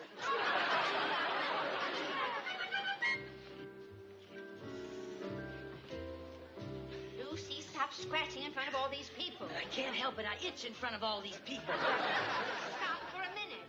Oh, dear. Here comes that Mrs. Balance. Let's get out here. Come on. Oh, Countess! Countess! Yes, my dear. Countess, my husband and I are going to France next month, and we would love to see your chateau. How do we get there? Well, it's rather difficult to explain. That means you take the boat train from Le Havre to Paris, then you go south to Marseille, then up to Lyon. Why don't you draw a map? A map? Yes, right here. Oh, yes. Oh, that's a marked idea that I can explain here, yes. Well, now, you take the boat train from Le Havre to Paris. Oh. Now, while you're in Paris, I would suggest that you see the Eiffel Tower. Oh, it's higher. It is. Very tall. And it has a very broad base. Yeah. Very broad base. Now, don't get it confused with the Arc de Triomphe, which is shaped like this. Oh. You should see both of them, though. Well, once you've left Paris, you go straight to Marseille. Oh. Yes. Then you go north to Lyon. Oh, we should go south again. No. We are going to take the scenic route. You she's from Lyon. It's very nice to take the scenic route, which is perfectly charming. And has all kinds of trees and lovely countryside. I adore that scenic And then, will you just ask anybody around, and they will direct you to my chateau. Oh, thank you so much. We're just itching to get started. Oh, dear. Give me that trip through France again. I cannot stand it. I cannot do. stand I can't it. stand Scratch it. you all the I time. can't stand it. Well, I can't what can stand we it. do? Oh. Listen, put some ice on my back. Maybe that'll relieve Yes, it. come on, let's try that. Here now. Right here, I'll try to find some. Lucille, people are watching. Oh, get me a big chunk. Well, it's slippery. I can't find any. Wait a minute. Let me get it. Let me get it. Miss Lumpwalker, what are you doing? Did you find my earring nicer? What? My earring dropped in the punch Oh, bowl. no, I haven't found yes, it yet. Well, do try, my dear. She's searching for my earring. I lost one, you see. But, Countess, you're wearing your earring. Yes, well, it's a spare. I always carry a spare. My dear, never mind, just never mind. I wonder if you'd mind excusing us, please, Mrs. Dunbar. Liza, I think we should go home. No, I'll be all right. If I could just find some place to hide for some uninterrupted scratching. I know, but there are people in every room. Well, I'll find a place.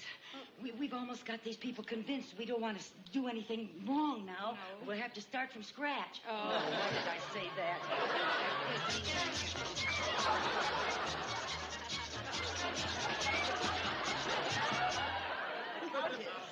Countess, Yes, my dear. where is Miss Lumpwalker? Well, I'm not sure. I think she's around here somewhere. Well, it's time to unveil the statue. Oh, dear. Attention, everybody! Everybody! Gather round, everybody. It's unveiling time.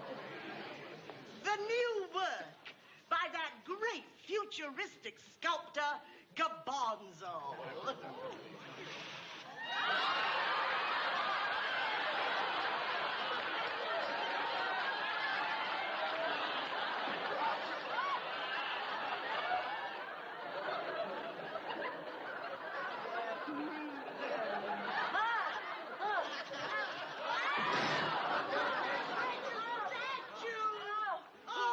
Here, I'll give you a hand. Blundering boob. It's all your fault, Countess. This is nothing but a slovenly charwoman. She'll never be anything else. Now, just a minute. Now, just a minute. We have to remember our manners. Our manners? Yes, a real lady knows. There's a proper time for everything.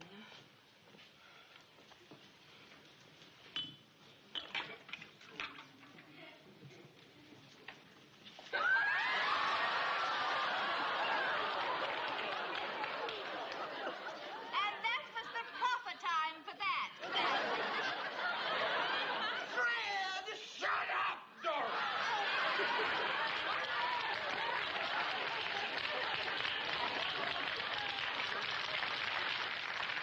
Now, Honeykins, where does it itch? Right at the base of the Eiffel Tower.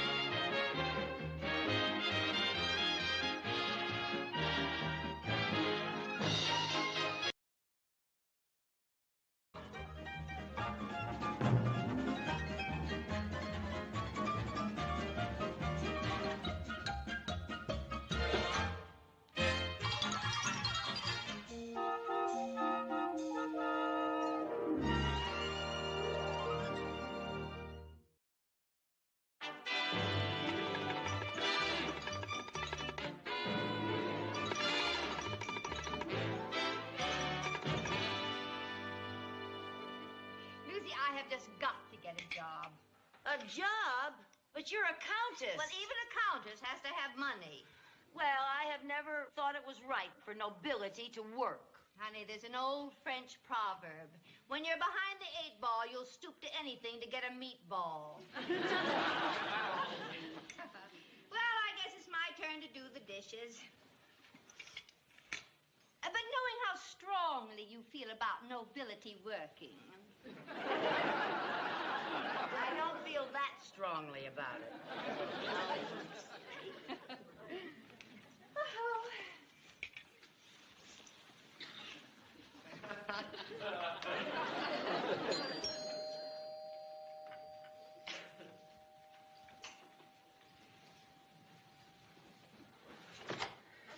Well, Mr. Mooney, what a surprise. Are we alone? Yes. Good. Why, Mr. Mooney, you are a married man. That is not the reason I wanted to see you alone. Oh, you were joking. Oh, I've always said you had a delightful sense of humor. I've never heard you say that before. Are you feeling all right? Well, of course I'm feeling all right. Oh, Mr. Carmichael, do you remember coming to the bank yesterday morning and asking me for a $50 loan? How could I ever forget? You screamed and turned purple. Well, tonight, color me a lovable pink. Here's your 50. Oh, Mr. Mooney, thank you so much. Oh, this is just wonderful. Oh, it's nothing. But it is. You don't know. You don't know what a help this is going to be. Mr. Mooney, if I can ever do you a favor... Oh, you can. Boy, you collect fast. Mr. Mooney, this was all a plot. You gave me this advance because you want me to do a favor. All right, Mrs. Carmichael. But I'm desperate. Desperate? Yes. In all my years as a banker, I have never made a mistake. Never? Never. Until recently, I made a bad loan to the Lazy Days Health Farm. Now they're going broke, and they're about to renege. And what's more, next month the bank directors are meeting, and they'll find out about it. What'll they do to you? Well, they'll do more than make me stand in a corner. Now, Mrs. Carmichael, you can help me. Me? How? Well, please, sit down. Now, look, I have analyzed the problem, and what the health farm needs is publicity, something to attract customers. Now, I thought if some well-known personality, some socially prominent, beautiful lady signed up for the health course, that would do the trick. Well, I would be delighted to take the course. I wasn't referring to you. No, I was referring to the Countess Framboise. Oh. Yeah. Well, of course, I couldn't offer the Countess a crass commercial proposition. Knowing that she's nobility, money is the farthest thing from her mind. Yeah, and it's getting farther and farther. But, Mrs. Carmichael, as a favor, could you talk her into this? Well, I'll do the best I can, but you understand this must be handled in a very genteel manner. After all, we are dealing with a countess. Oh. Hey, Lucy, how do you work the garbage disposal? Oh, Mr. Money. That's Mooney. Oh, yes, c'est charmant de vous avoir encore. Oh, the encore is all mine. Oh. Oh, how gallant. Countess, Mr. Mooney would like to ask a favor of you. Oh? You see, he made a loan to a health farm that isn't doing so well. And he thought that if you went there for a course, it would give them a lot of good publicity. You mean use my name as an endorsement? Oh, no, please, Countess, don't get the wrong idea. There would be no commercial stigma attached. No, you would just be doing some poor soul a good deed. Yeah. It would be sort of a benevolent gesture on your part. Mm-hmm. And for doing it, you ought to get a bundle of loot. Mrs. Carmichael! Please, don't be vulgar. Dear Countess, I wouldn't think of insulting you by offering you money. Oh, you wouldn't? No. Well, perhaps you could show your appreciation by making a donation to my favorite charity. Oh, splendid, splendid. Yes, let's say $100 to your favorite charity. Well, that keeps it all on an elevated plane. Yes, well, let's elevate it a little more. $200. Oh, of course, yes. $200. There'll be a check made out to your favorite charity. Oh, well, could you make it out to me personally? You see, my charity just changes from week to week. Oh, and Mr. Mooney, I think that it would be very nice if Mrs. Carmichael joined me at the Health Farm. Oh, you mean a sort of a lady-in-waiting? Yes. And the lady in waiting is waiting. Waiting for what? My loot. No, Mrs. Carmichael, Mr. Mooney, I don't see how I can possibly go to the Health Farm unless Mrs. Carmichael gets her, what a quaint word, loot. Very well, $200 apiece. Anything to save the Health Farm. But in exchange, ladies, you must obey all the rules and set a good example. Oh, don't you worry about a thing, Mr. Mooney, as long as we get our loot. Yes. But when would you want us to be there? Oh, tomorrow morning, bright-eyed and bushy-tailed. Tomorrow? Yes. Tomorrow morning? Yes. Well, we'll see you when we get back, Mr. Mooney. Oh, you'll see me sooner than that. What do you mean? Well, as an economy measure, I have taken over the job of physical instructor at the Health Farm. You? What do you know about being a physical instructor? Well, I assure you I'm very well qualified. At college, I was an all-round athlete. I had a fine build, bulging muscles. Of course, that's all behind me now.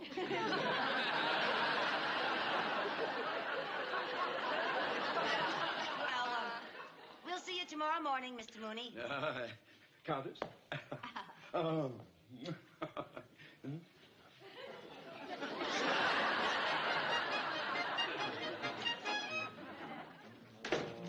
$200 apiece. How about that?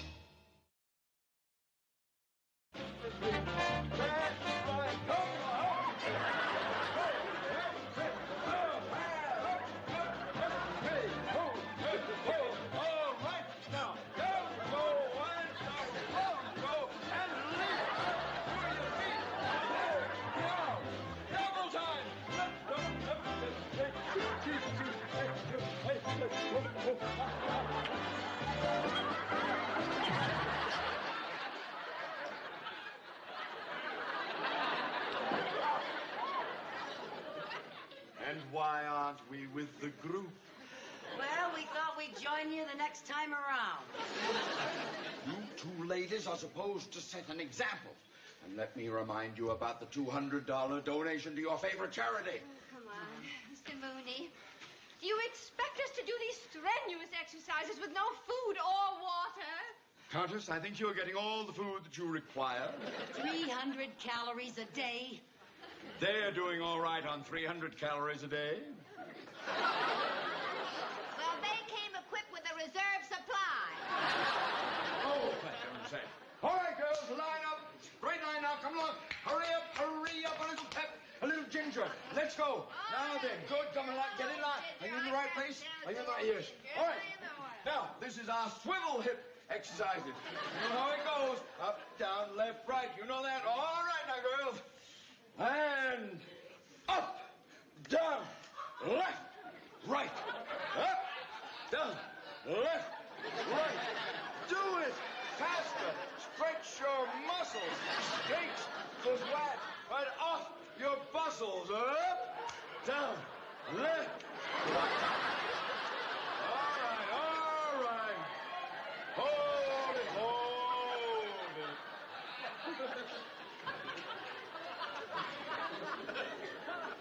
Mrs. Carmichael, what seems to be your problem? Well, I was doing all right on my onesies and twosies, but I keep bruising my threesies.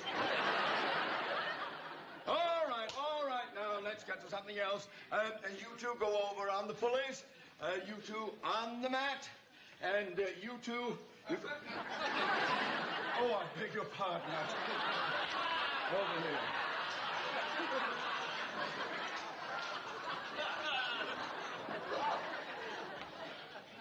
And you two row. All right, now let's get going. That's it, a little strength. That's good. And go up and that's it. That's very good. Very good. That's fine. You're doing all right. Set a good example. Yes. Set a good example. All right. Come on. Come on. There we go. Oh.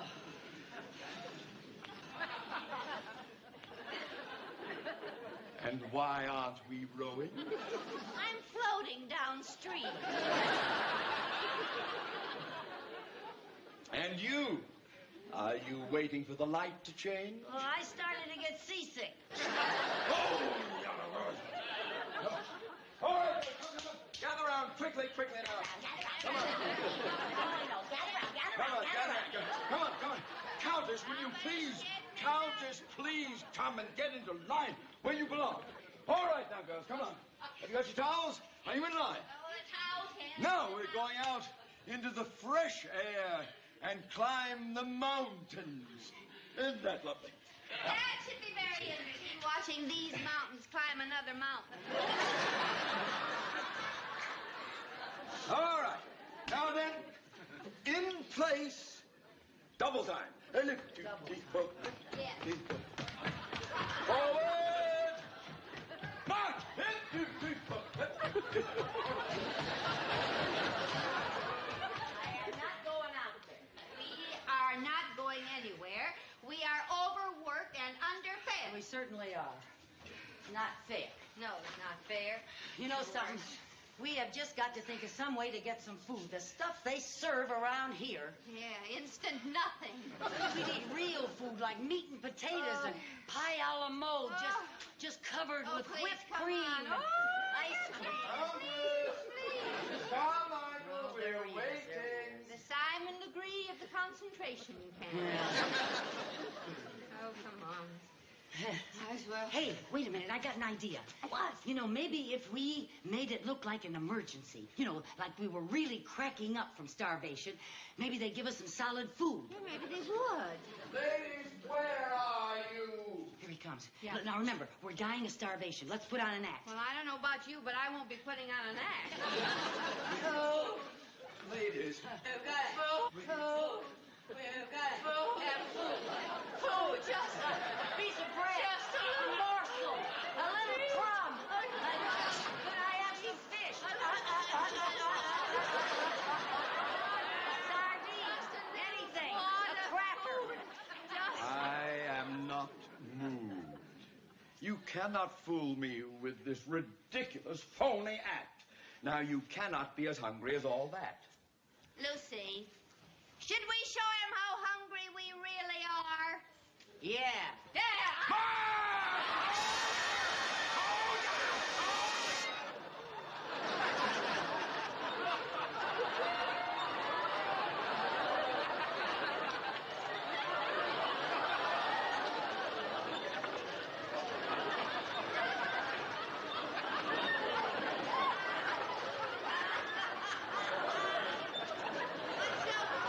Oh, boy, I haven't seen so much beef in action since I saw the last buffalo stampede.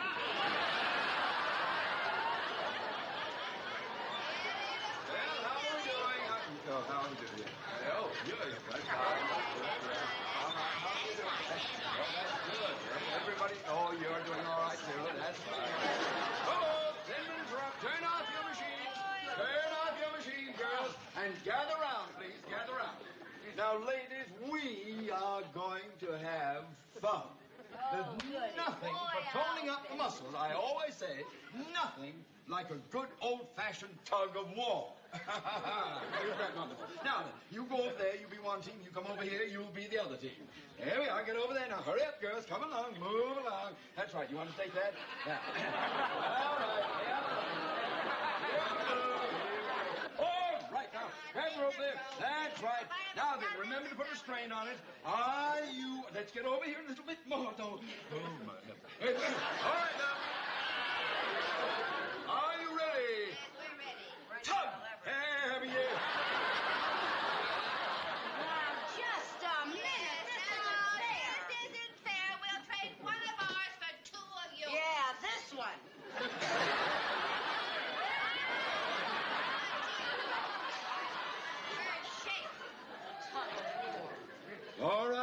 Now, are we ready? Yes. Oh, good. All right, now. Tug! That's it. Put a lot of muscle in it. Lean on them. That's right. Lean hard. That's right. Dig your feet in. Now you feel those muscles tingling all around your back. That's it. All right. Dig it there, girls. Dig in. That's it. Oh, she's winning. Pull hard. Pull hard. That's it. Oh, good. Oh, that's fine. You're doing very well. And you feel it all in the back there. Oh, that's it. All right. That's it. All right. Don't let it go slide. There we are. Go. Go the other way, Jenny. They're beating you. They're beating you, Jenny. Get the other way. Pull hard, Jenny. There we are. That's good. Hold that. Hold.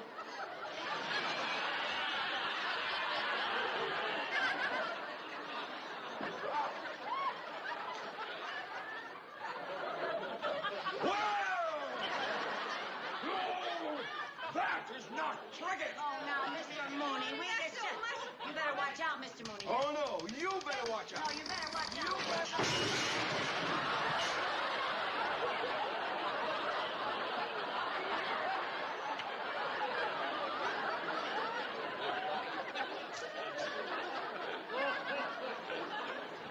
They just don't build walls like they used to.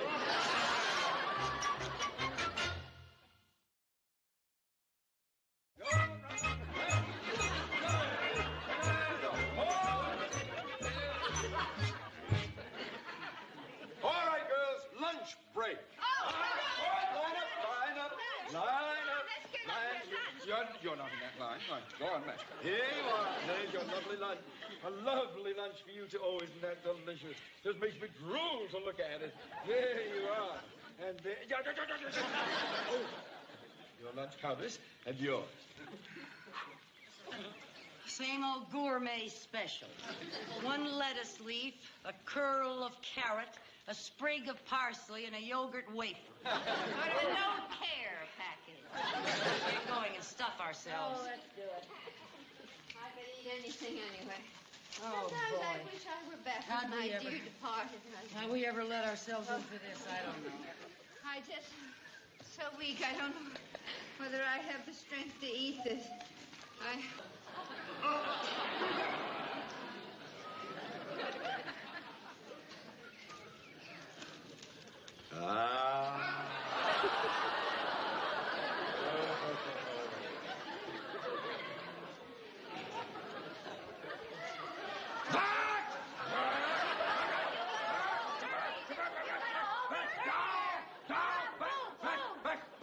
Oh, I'd better get out of here. If you saw what I had for dessert, delicious deep dish strawberry shortcake smothered in whipped cream. Oh, you'd really go for sir. And you said, Just a tiny little bite. Just. I just don't know what. Lucy, Lucy?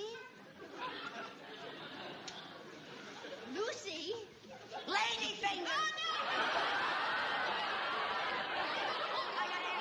I gotta have food. Just a minute. Last night I sneaked over to the farm next door and I found something. What'd you get? What'd you find? Well, never mind. What'd you get? You got something to eat? Yes, I got What have you got? I stashed it. I stashed it right. What is it? Fresh egg. Oh, I was saving it for an emergency. Well, this is it. Sit on it and hatch it. That is insulting. Now we will eat it raw. Raw? Yes, raw eggs are very nourishing. Now, how can I divide this? Well, here, I'll show you. No, no. I want it. I don't like you. I'm sorry. I'm sorry, Rosie. I'll make it up to you. I'm sorry. Did you hear what I heard? Most beautiful sound in the world. Oh, hello, Bossy. A bossy cow. Come on, baby. Come on, Bossy. Come on, Bossy. Oh, isn't she beautiful? Hello, Bossy. Oh, yeah. Oh. Yeah, but we can't eat her raw. No. Maybe we can get some. You know how to get some milk out of her?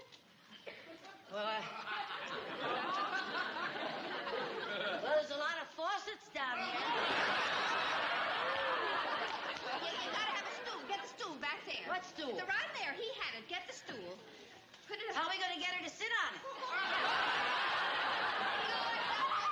Get on it, silly. Now, there's a bucket. There's a bucket over in the barn there. Go get the bucket. Oh. Yeah. Come on.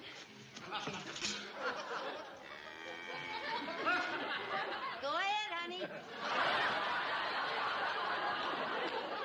She doesn't do it all by herself. Oh, well, what should I do? Well, just grab on and make believe you're climbing a rope.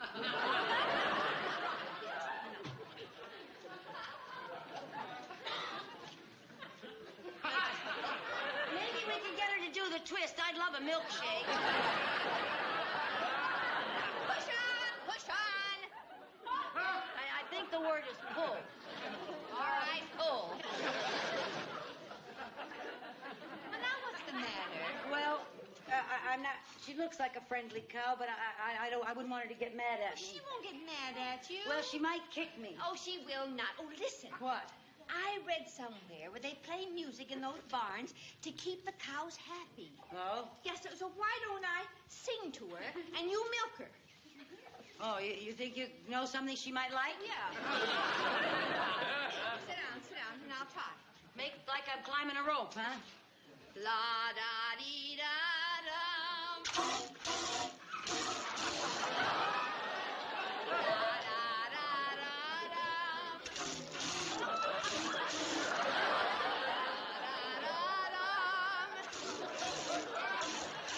Hey, Rosie, it's working. I wonder what she do with rock and roll. Honey, I'm starved. Well, sit over here and I'll give you some direct from the factory. Sit over. Shoot the juice to me, Luce.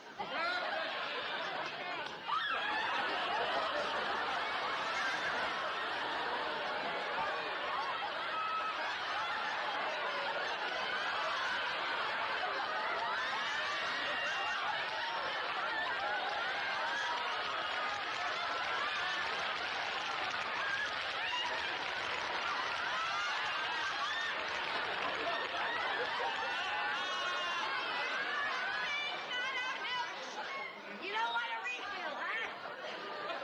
No, and I can't even see. Back there.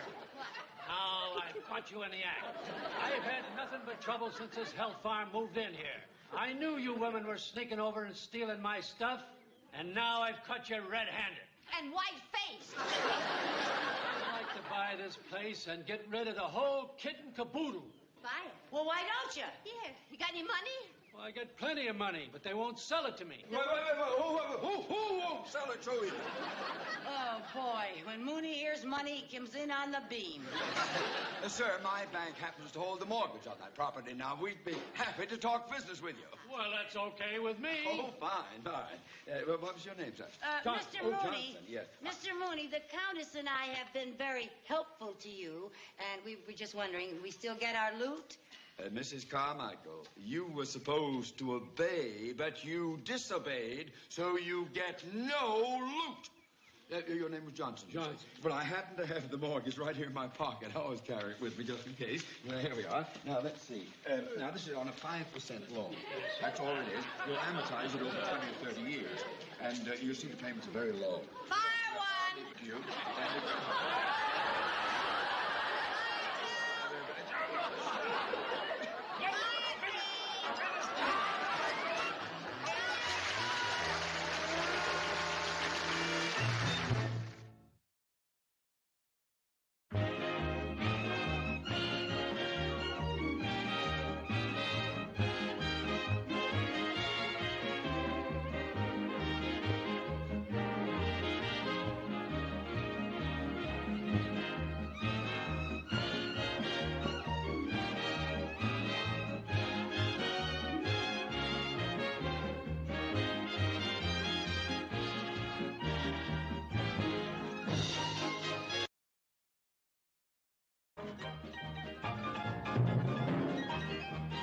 Co-starring Vivian Vance.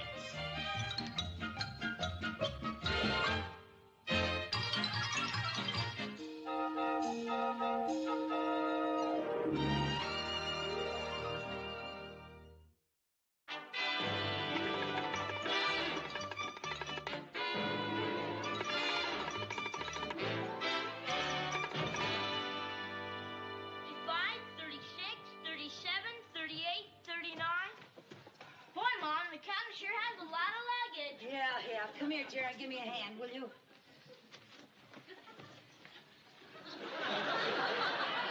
Well, you didn't strain yourself, did you, son? Oh. There. Oh, I think that's about all of it. I hope so. Hey, Bart, where is the Countess? I don't know. Countess!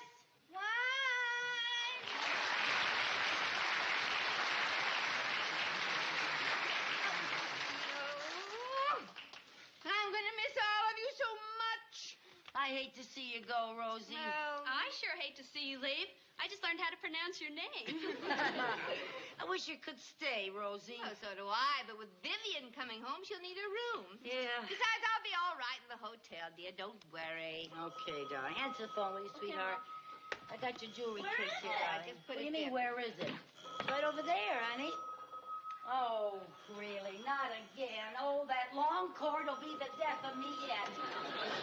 All right, keep your shirt on. I'm coming. Rosie, you packed the telephone in your trunk. You're gonna miss me around here. Hello?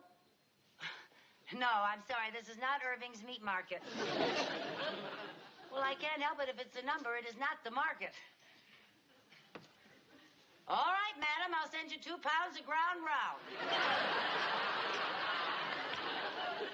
Honey, will you go upstairs and straighten out Aunt Viv's room? You help her, too, will you, sweetheart? Don't forget to say goodbye to the Countess. Goodbye, darling. Au revoir. Au revoir. Goodbye, darling. Bye-bye. Come in.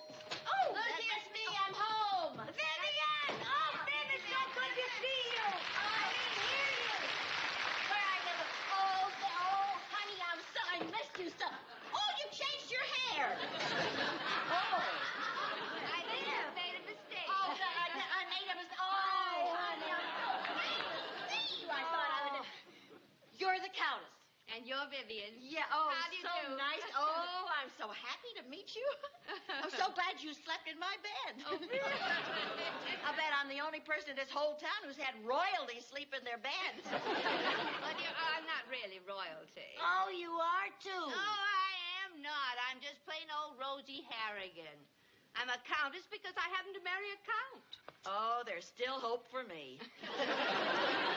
Maybe someday a prince will come along and sweep me off my feet. He's gonna need a big broom. Yes, Sherman? Where should I put your suitcase? Oh, put that up in my room, honey. I don't want to get it all mixed up with the Countess's luggage here. While you're up there, darling, will you help the kids straighten out Mom's room? Yeah, do your share. Okay. My goodness, Countess, is all this luggage yours? Yeah, I'm afraid so. Ooh, Calcutta, Melbourne, Thailand, Bangkok, and Hong Kong. Have you been to all those places? No, I just use the labels to cover the holes in the baggage. That's not true. Oh, come on. Oh, that phone. No, this is not Irving's Meat Market. Oh, I'm sorry. Just a moment, please. Yeah, it's a telegram for you, Rosie. Oh. Hello? Yes? This is she speaking? Yes? Yes? No. Oh, dear. Oh, yes, thank you very much. Bad news? Sort of. Lord and Lady Van Cleve are arriving in the States and expect to spend the weekend with me. Lord and Lady Van Cleve. You know them, Lucy? No, but I know that they're nobility. And what are you going to do? You can't entertain them in a hotel room. No. Well, they'll expect you to be living in a big, beautiful chateau. Yes, little do they know je n'ai pas d'argent. What does that mean, Rosie? I'm flat broke, honey. What am I going to do? Well, we'll just have to find you a chateau. Well, now, that should be easy. If we can't find one, we have till a weekend to build one. But I have to find a place to entertain them. Now, wait a minute. The bank handles a lot of real estate. Uh-huh. Maybe Mr. Mooney will tell us where to go. Oh, he'll tell you where to go, all right. I'm afraid it'll be a little too warm to entertain them. Oh, yeah. Maybe he wouldn't do it for me, but he'll do it for the Countess. He's quite impressed with Rosie. Oh, he is? Oh, yes. Every time he sees me, he fawns all over me. Yeah, he clicks his heels and kisses her hand. Oh, don't tell me Mr. Mooney's turned into a knuckle nibbler. Oh, this I gotta see, girl. Well, come on with us and you'll see it. No, I gotta stay here and unpack. Well, come on, Rosie, let's get going. Well, all right, fine. Up here. Oh, I'd better take this ring off before we see him. Don't you trust Mr. Oh, Mooney? yes. But the last time he kissed my hand, he broke his pivot tooth on it. Come on, Rosie, hurry up. I'm coming. Bye-bye.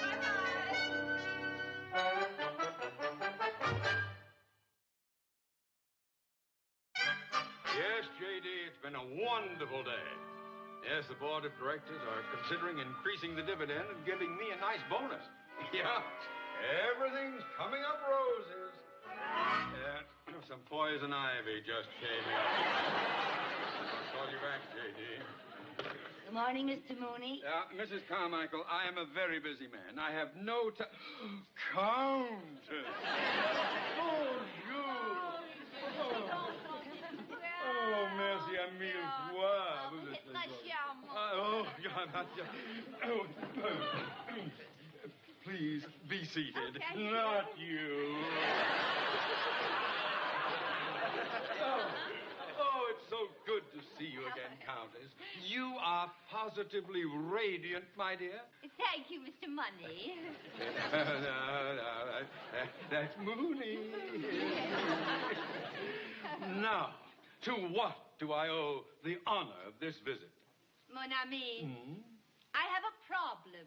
My dear Countess, what kind of a problem? Confide in me. Yes. Well, some very dear friends of mine are arriving to pay me a visit. Lord and Lady Van Cleve. A real lord and lady here in Danfield? Oh, wait till I tell my wife. Oh. Your wife? Oh, yes, I always forget that you're married. But it seems all handsome men are. Your wife is a very fortunate woman. Yes, she is. Of course, it wasn't easy for her. I was quite a difficult catch. Most foul balls are.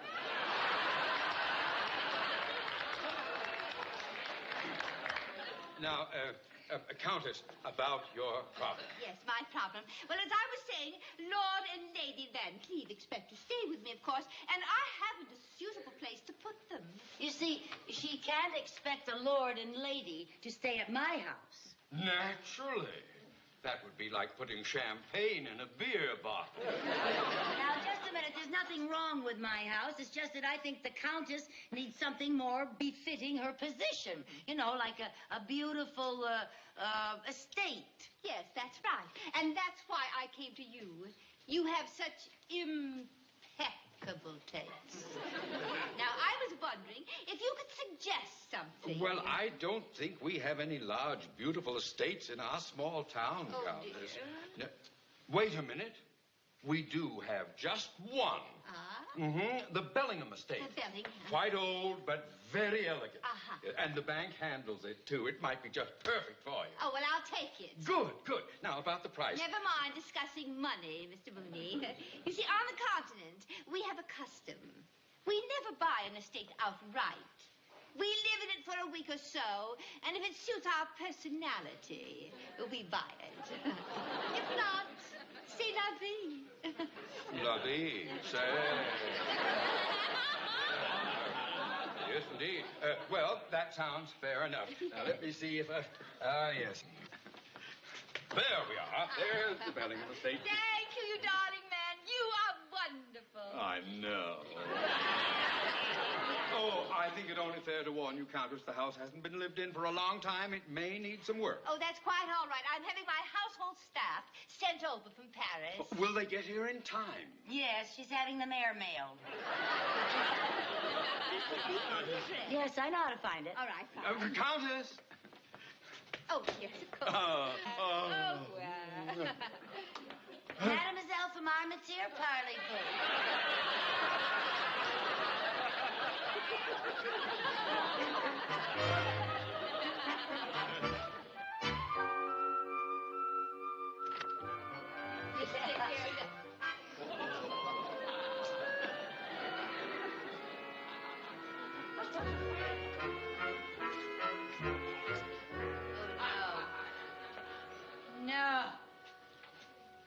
I don't believe it.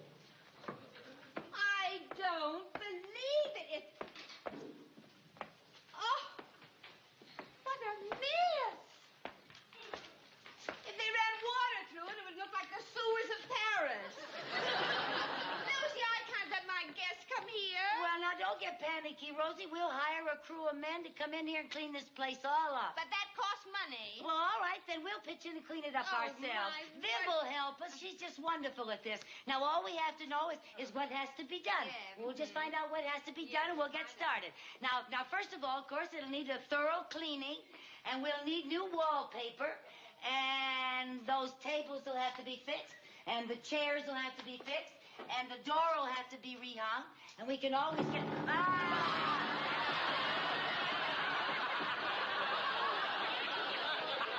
And the floor will have to be fixed. Don't worry about that. I'll fix the floor myself. Well, this place is hopeless. It really is hopeless. My guests will be here this weekend, and what will happen? But you'll never get that fixed. Oh, sure we will, Rosie. That isn't hard to fix. No.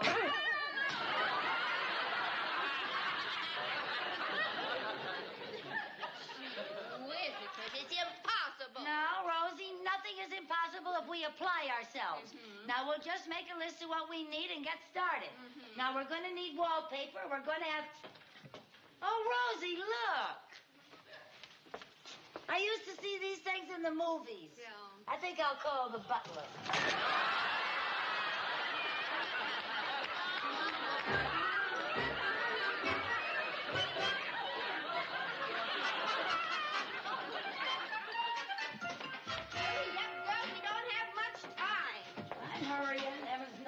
Trying to... Viv, stop pushing. I'm not doing anything. Now, you'll have to back up with it. Come on, back up. This is heavy, Viv. Be careful. Will you quit fighting? Hey, be careful. Watch where you're going with that.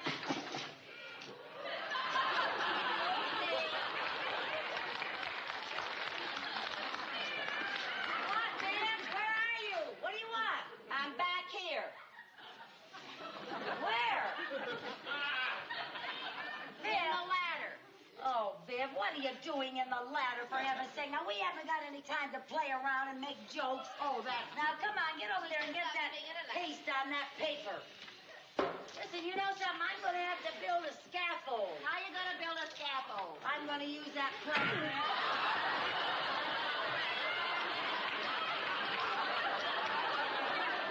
Rosie, will you put this ladder by the window? Okay.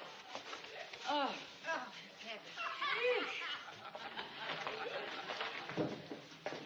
Viv? Yeah? Be sure that you fix the leg on that table. What table? That table.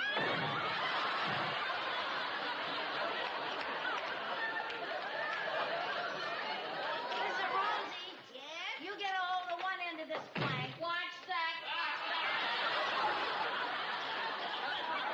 I want you to get a hold of one end of the plank, Rosie, and help me put up on top of the ladder.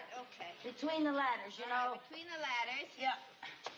The plank's too long. Oh, yeah. We're going to have to get a shorter plank. Yes, we are. Come on. Did you ever think of moving the ladders farther apart? I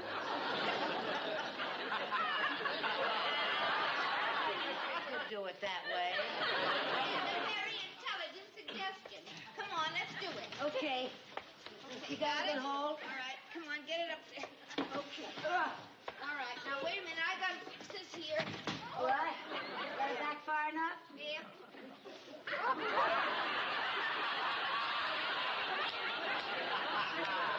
You never looked lovelier. Never mind. Stick to your wallpaper. Come on, put it up on the top, Lucy. On that.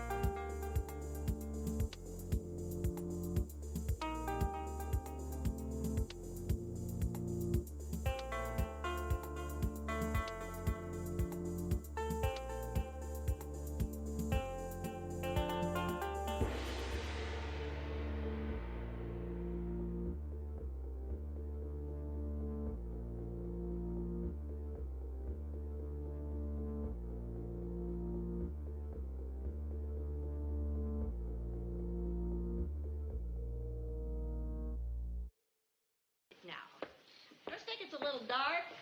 Well, pull up the shade. What shade? The shade on the window. What window? Oh, come on, babe. The window. Lucy, you didn't. Yes, she did.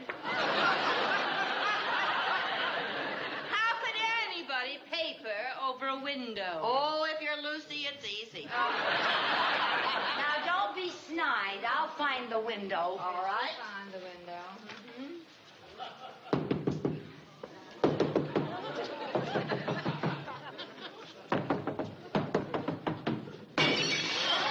I found it.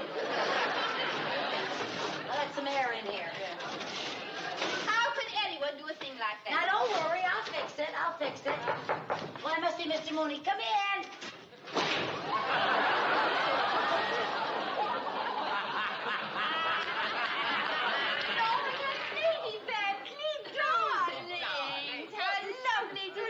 Hi, Countess. I didn't expect you so early. I rang your doorbell, but evidently it isn't working. Oh, but You know, our plane got in much too soon. Well, I'm so sorry, but I expected you this evening.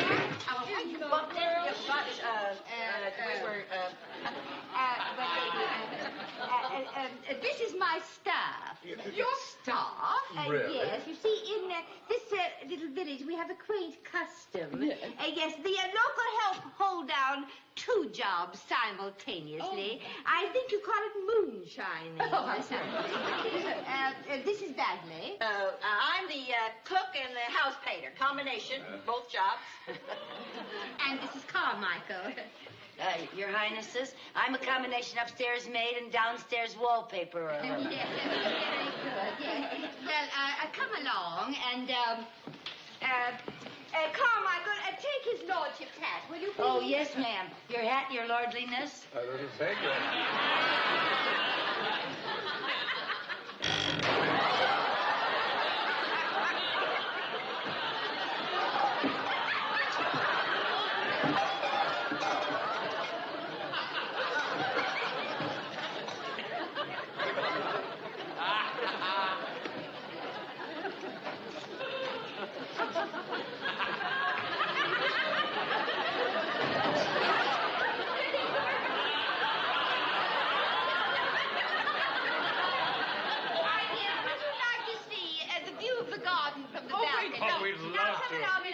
Thank you so I'd be much. terribly nice if you could come It's in. a lovely old staircase. I'm Tell me. so terribly happy to see you. Now, Well, come we're along, delighted to my be here. dear.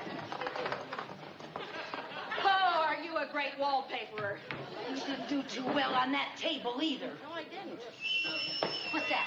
What's that? It's the tea kettle. Rosie was going to fix some tea for the lord and lady. That's a good idea. I'll get them some tea. Englishmen just love tea. Yeah, do that. Yeah, okay. Fix that. I'll fix that.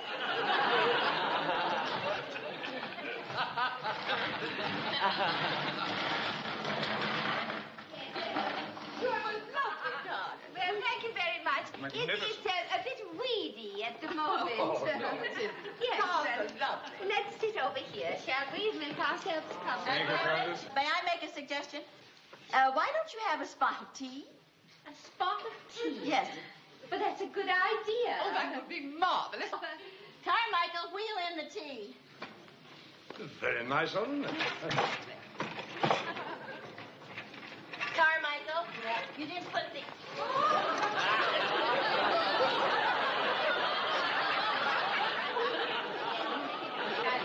Yes. You see, I'm a combination upstairs maid and wallpaperer, and I'm also keeper of the tea bag. And Bertie and Violet, do sit down.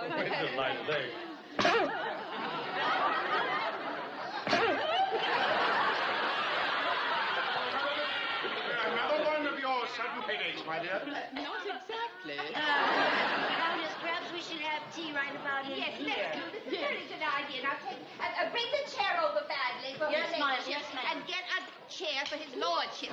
Now, please, do be... There you are, Captain. Now, do be seated.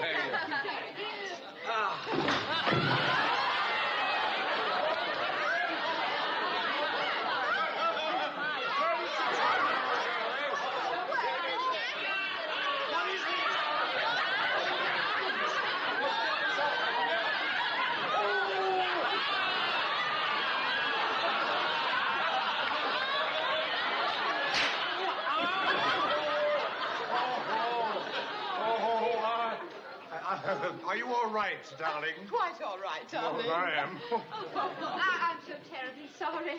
I'm afraid this place isn't what you're accustomed to. Oh, no. You know, we feel very much at home here. You know, Countess, our place in England is much older than this, and it's in a constant state of disrepair. Yes. Then you're not annoyed. Good heavens, no, my dear. Reminds us of home, my darling. Oh, how Bonjour. Oh, Monsieur Moody. May I present my very dear friends, Lord and Lady Van Cleve. How do you do, sir? How do you do? So glad. Lord and Lady Van Cleve, it's a great honor.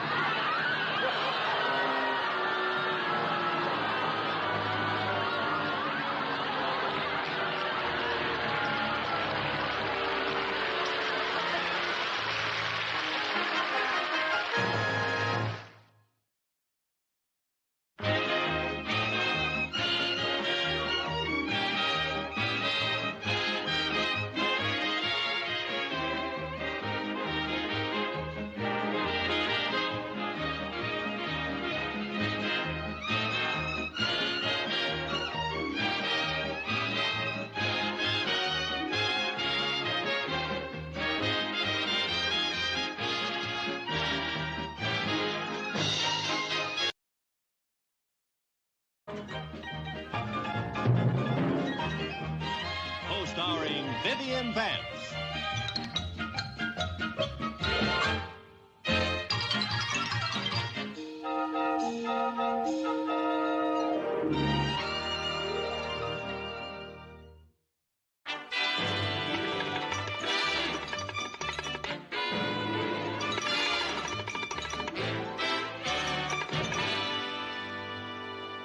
And let me say, this is going to be the biggest show the Danfield community players have ever put on. And I predict it will be Socko. That show business talk for successful production.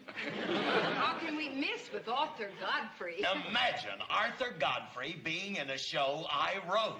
I say the real vote of thanks should go to Mrs. Carmichael for getting him for us. True. I was saving my biggest bravo for her when she arrived from New York. Who would believe Lucy knew Arthur Godfrey well enough to get him for our show?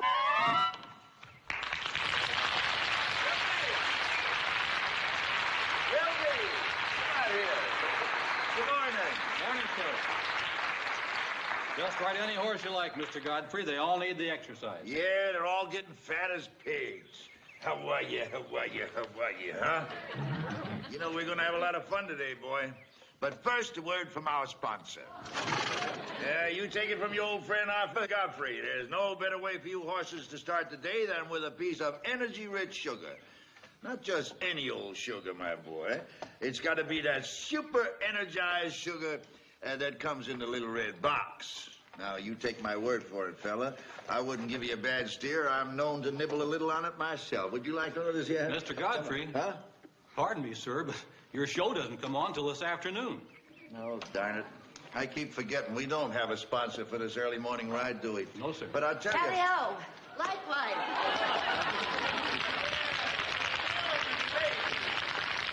Pardon the intrusion, sir, but have you seen a couple of runaway horses? Runaway horses? No. You will be? No, sir. Well, you see, we were riding to the hounds, and our horses threw us and ran away. So here we are. Instead of fox hunting, we're horse hunting.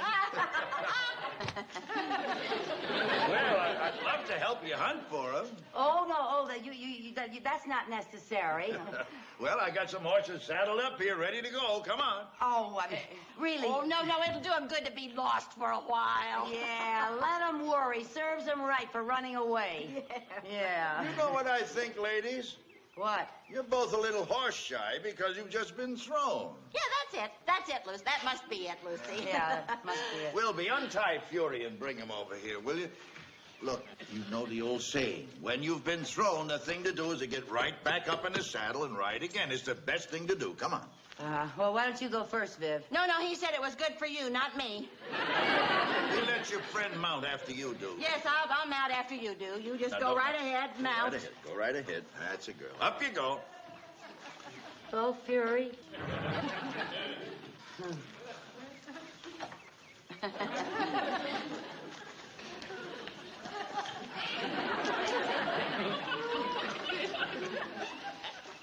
No, don't help her with it, Wilby. No, don't help me, Wilby. Oh, Yeah, I gotta do it on my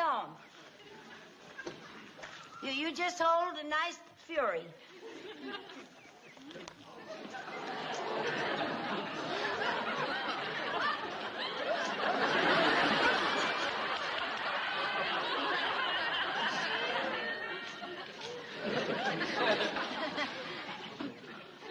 Where's the seatbelt? What do I do if I start to fall?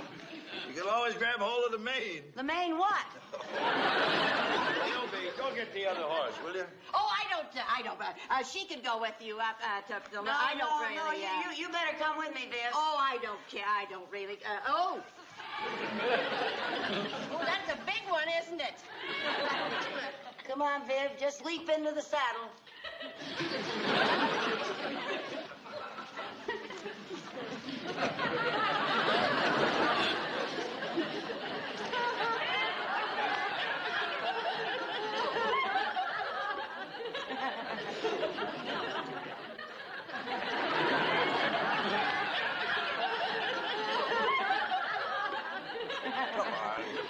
Have either one of you been on a horse before? Well, no. To tell you the truth, we haven't, Mr. Godfrey. You know my name, huh? Oh, everybody knows who you are, Mr. Godfrey. Oh, yes. Yes, you're our favorite entertainer, Mr. Godfrey. Oh, brother, they're buttering me up for something. Come here a minute. Come here. Come on. Now, look, as one redhead to another, what in the world are you trying to sell me? Well, Mr. Godfrey, my name is Lucy Carmichael, and that's Vivian Bagley. Yeah, hello. Hi. You see, we tried to see you at your office in New York, but we couldn't get by your secretary. Yeah, sometimes Mary Ann is quite a tiger, yeah. Once I even had trouble getting past her myself. I had to show him a driver's license. Calm down, Viv. Yes, I'm going to get down. Yeah, come around here, honey. Be careful now. Come on. It's all right. Come on. Yes. You see, Mr. Godfrey, we're from Danfield. Danfield? Yes, Danfield, New York. A lovely country. You'll enjoy the trip up there. Oh, I will? Well, if I'm up there sometime, I'll call on you ladies. Well, Mr. Godfrey, it can't be sometime. It's got to be a week from tonight. Yes.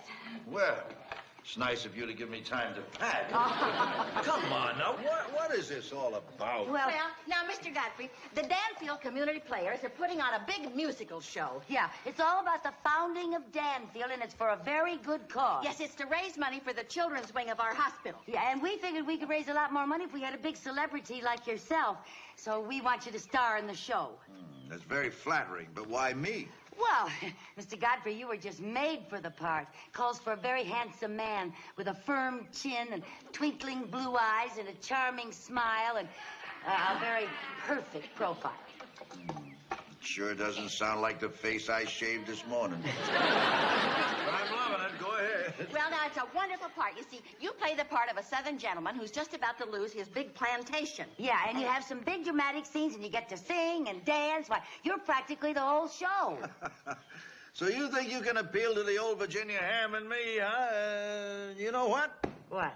I'll do it. Oh, Mr. Mr.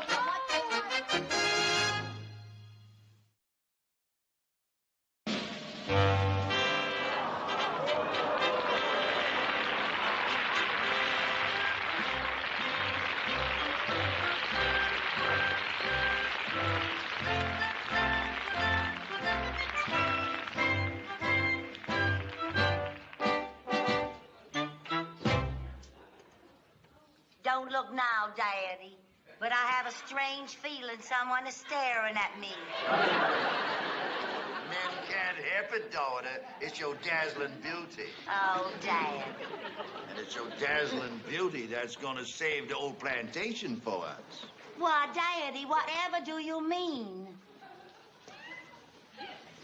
I was hoping that I wouldn't have to tell you, Lucy Bell, but we're broke. Broke? Flat broke. Oh, well, I sort of suspected it, Daddy, when we ran out of patches for my pantalettes. Poor child. It hurts my southern pride to see the old plantation so run down. Poor Daddy. I noticed the roof is full of holes and leaks so badly. Yeah, yes. Last night it rained, and I finished my mint julep 4 times.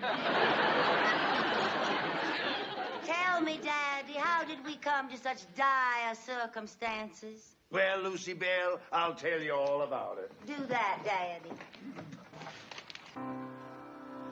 We were born in that ever-loving cotton-picking South, at the corner of that ever-loving shut-my-river mouth, on a large plantation called the Southern Moon.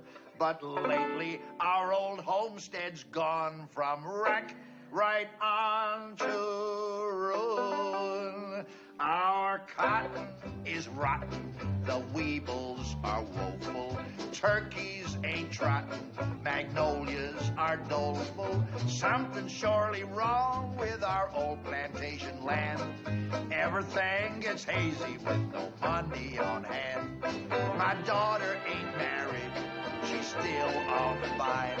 To find a wealthy Yankee with a buck would be fine. Oh, Lucy Bell, please save this old plantation of mine. Go find yourself a Yankee who will marry in time. His daughter ain't married, she's still on the vine. To find a wealthy Yankee with a buck would be fine. Oh, Lucy Bell, please save this old plantation of mine. Go find yourself a Yankee who's a very in time. So find yourself a Yankee, 'cause it's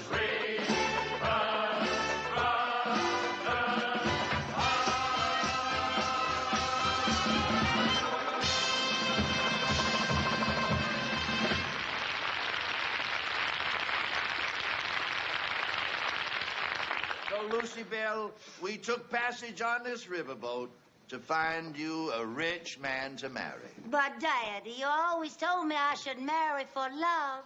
True, but sometimes daddies can be just plain stupid.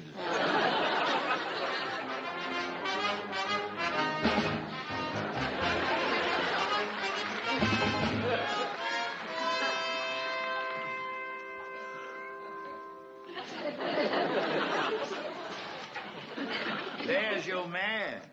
But, Daddy, how could I marry a litter bug? That is Conrad P. Field from New York, the wealthiest man in the country. But he's so short. Not when he stands on his wallet. Now go on, Lucy Bell. Saunter over there and drop your hanky. You want me to play hanky-panky with a Yankee? With a wealthy Yankee. Well, why not?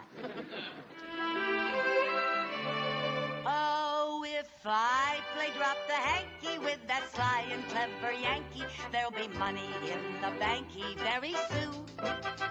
It's a clever little pranky, but before we hanky-panky, he's got to pay the mortgage off on Southern Moon.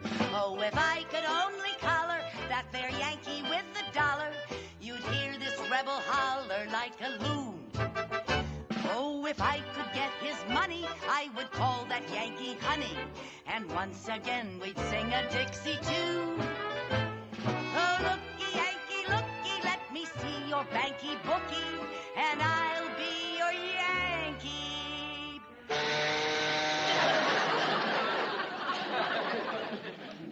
Thank you. Pick my hanky up, and I'll join the Yankee side.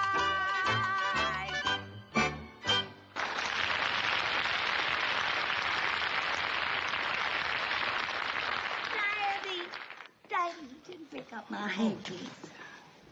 Excuse me, miss.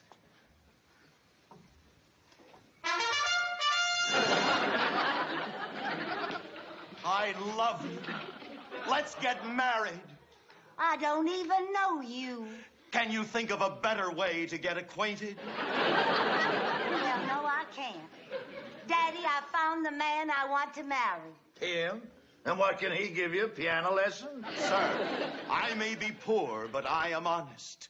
beneath this tattered shirt. I know, you've got tattered underwear. Lucy Bell, you've just got to marry that rich Yankee. But, Daddy, I love him. Oh, come on, Lucy Bell. Goodbye, poor but honest piano player. Now, Lucy Bell, I want you to cotton up to that rich northerner there. Forget the hanky, but give him plenty of panky. All right, Daddy. Mr. Conrad Field, I'd like to present my daughter, Lucy Bell.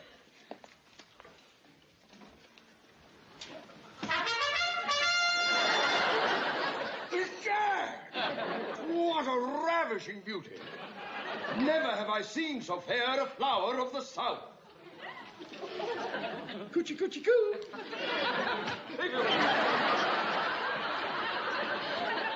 Coochie, coochie, coo.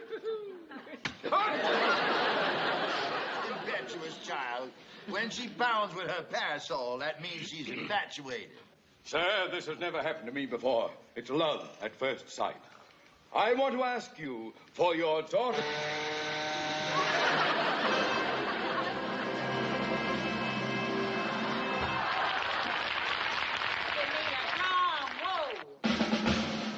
Give me a fanfare. Give me a spotlight. Give me a hand there. Watch out for Steamboat Bessie steaming round the bend. I shake it port and starboard, watch my rudder spin. So if you've got a little time to spend, why then spend your time with Bessie, 'cause a man's best friend. Steamboat Bessie, water gal, the siren of the river. Steamboat Bessie, water gal. Oh, I love a man to leave a man. I love to hear him howl. Oh, Steamboat Bessie, is right your way. Oh, I go a little overboard most every day. So if you're kind of lonely and you're all at sea, put this little dreamboat right up on your knee. Steamboat Bessie, water gal. Steamboat Bessie, water gal. Oh, Steamboat Bessie. Steamboat Bessie. Steamboat Bessie. Steamboat Bessie. Steamboat Bessie. That's me. Steamboat Bessie.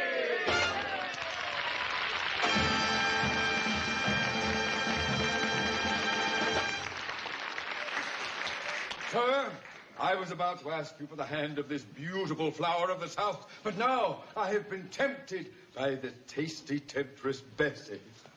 Daddy, Daddy, Daddy, he's turning cartwheels over that bam. There he is. Her short dress and beautiful legs lured him away. Well, what chance do I have? How can a man go window shopping when I've got my curtains drawn?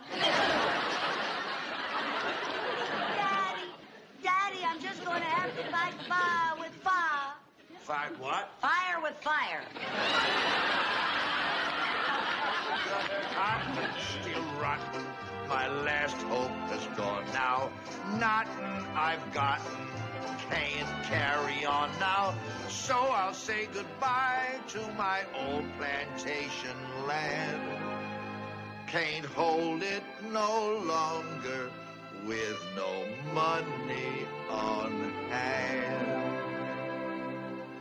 Bartender!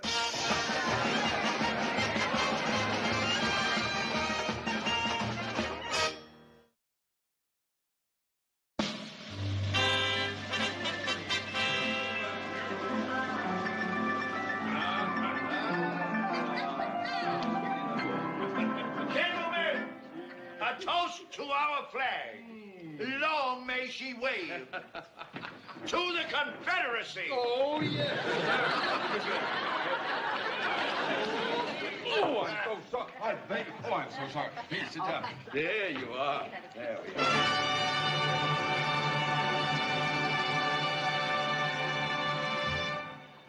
Watch out for Dixie Lucy fighting fire with fire. When I get going, boy, you'll soon expire. Now, Bessie here may be the warmest thing you've got, but I can set the world on fire, and boy, that's hot. Dixie Lucy. Burning up the river. Dixie Lucy. Put me in the chicken house and watch the eggs hatch. Oh, Dixie Lucy, flame with flames. Next to me, Vesuvius is mighty tame. So watch out, little Bessie, 'cause your game is through. I'll rub my arms together and start a spark in you. Dixie Lucy, for a catch. Burning up the river. I'm a human match. Dixie Lucy. Dixie Lucy. Dixie Lucy. Dixie Lucy. That's me. Yeah!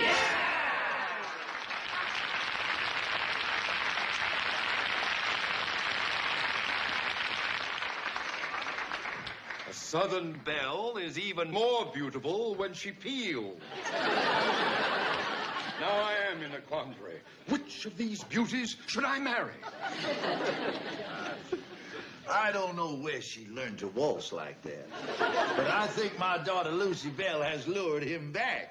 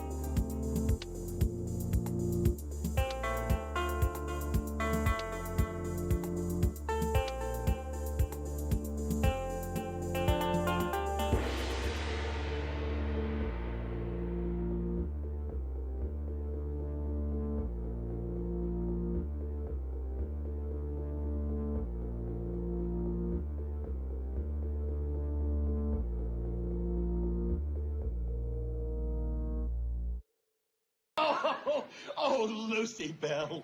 And once we're married, let's do what I've always wanted to do. What's that? Go somewhere and found a town. That's what I've always wanted to do, found a town. Let's find one and found it. But what'll we call it? Oh, I don't know. We'll think of something. Welcome to the family. Congratulations, my boy. By the way, what's the kid's name? Dan? Danfield. Oh, what a wonderful name for a town. Danfield. We'll call our town Danfield. How about that? Things will be happy in Danfield. Things will be so merry. We'll build up the nation with our population. We'll start it with you and with me.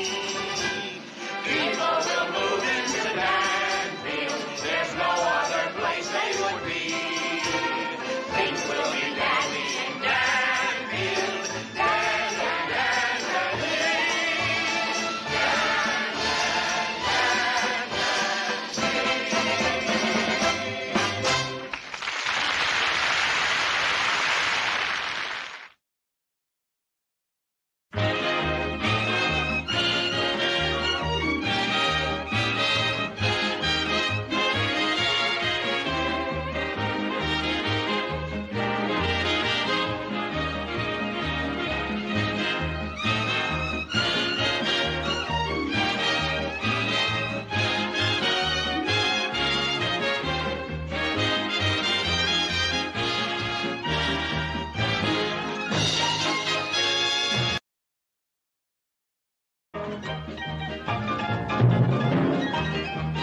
Co-starring Vivian Vance.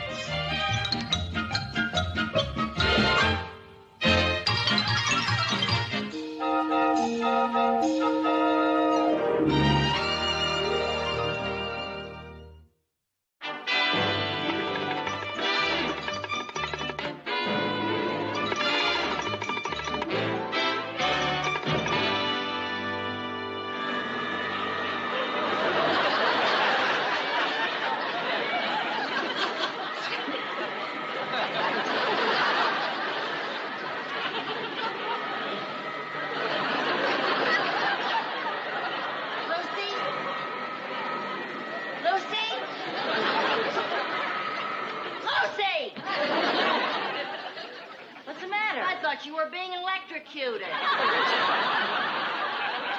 I was dancing. Oh, you were dancing? Well, you looked like an Indian trying to make it rain.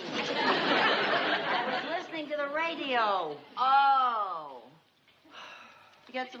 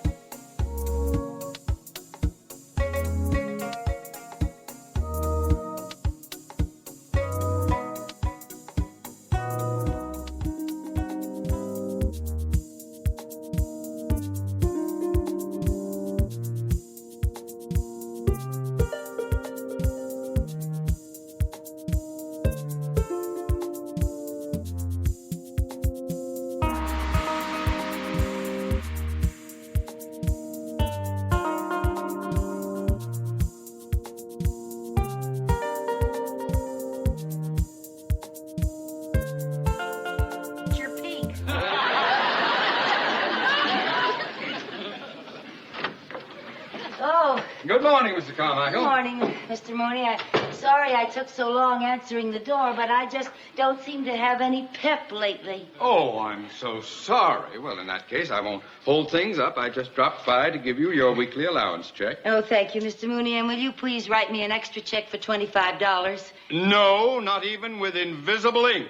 Now, Mrs. Carmichael, I've told you time and time again, I will give you no more money. But it's not for me, Mr. Mooney. Just make the check out to Dr. Hugo Fleischer. Mrs. Carmichael, you haven't even spent the money I just gave you. Now, you have no idea of the value of a doctor. Yes. I thought I'd go for a checkup. Oh, well, for a thing like that. Well, of course. Yes, indeed. I hope you're not ill. Oh, no, it's nothing serious. I've just been feeling a little run down lately, that's all. Well, you know what they say. An ounce of prevention is worth a pound of cure. Very sensible. Very sensible. I wish I'd become a doctor now that they're getting $25 an ounce.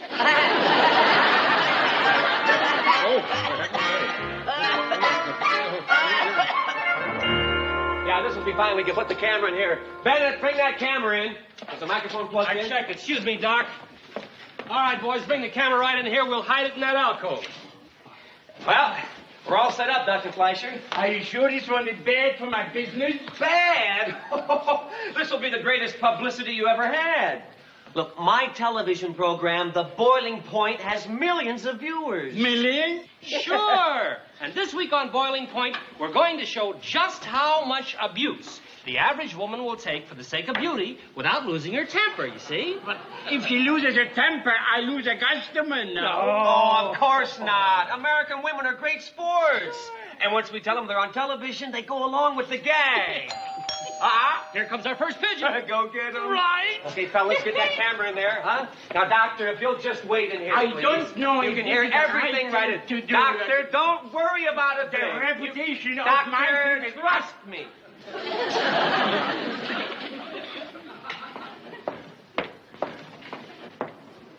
Right this way? Thank you. Herr Doctor. Good morning. Oh, good morning, Doctor. May I help you? Well, yes, I'm Mrs. Carmichael, and I heard on the radio about your wonderful beauty discovery, and that for $25 I could get a beauty checkup. Mm-hmm. Do you have an appointment? No. Do you have $25? Yes. Then you have an appointment. Thank you. My assistant Hans will seat you. Thank you. Please, sit right here. Oh, okay. Here.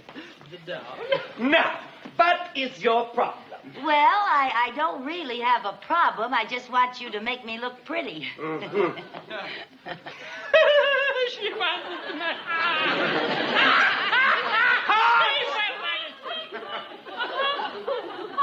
You'll have to forgive Hans. He's very outspoken. So you want me to make you look pretty, huh? Yes, sir. Then I must ask you how old you are. Why? Well, I want to know how much time there is left.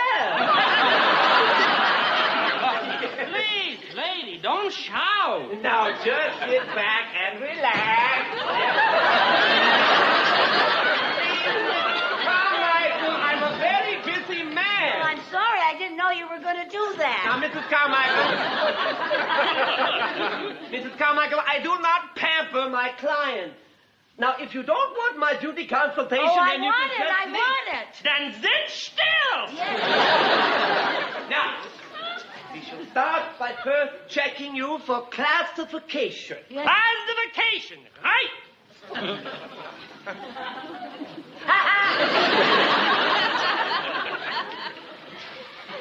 Aha! Check that. Oh, yeah. Oh, this is going to be a big one here. Oh, yeah. No, that's not nice. Oh, I'm terribly sorry. I didn't mean to do that. Yes, after careful study, I have finally reached a conclusion. What is it? Your beauty care comes under classification D. Classification D? Disaster area. Just sit back and relax. You do that once more and out you go. Well, I'm sorry. I just don't... Now, Mrs. Carmichael, if you don't want my treatments, you But can... I want it. I want it. Then you gotta sit still.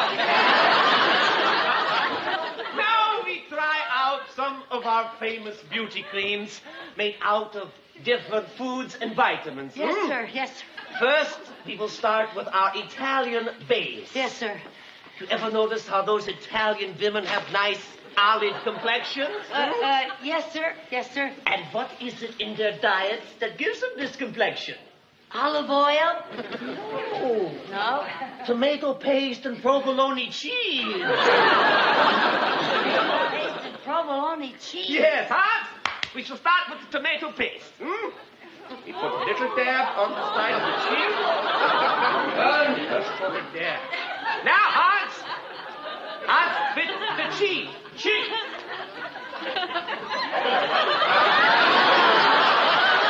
Already the pores are nourishing themselves, huh? Do you feel anything? No, but I can smell the provolone. Now we try our protein. Huh? What's that? Tuna fish. Tuna fish? The oil does wonders for the skin. Oh. That's right. Wunderbar. Wunderbar. How's that? Well, at least I can't smell the provolone anymore.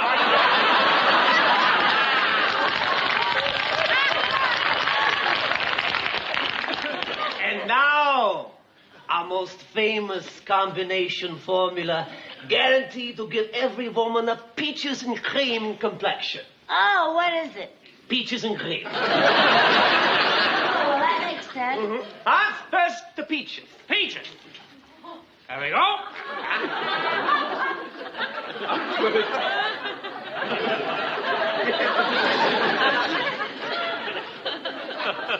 Open your mouth. Now, Hans, make with the cream. The cream. Right.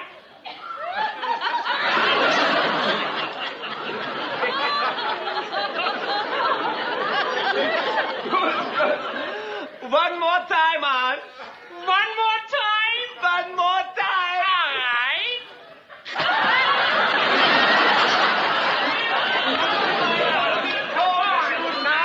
That's the big idea. Stop!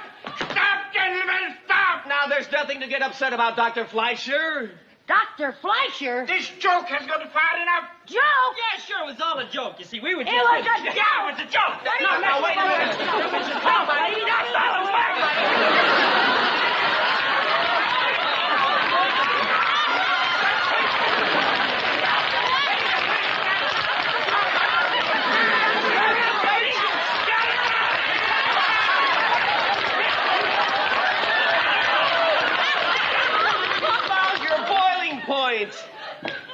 You found my what?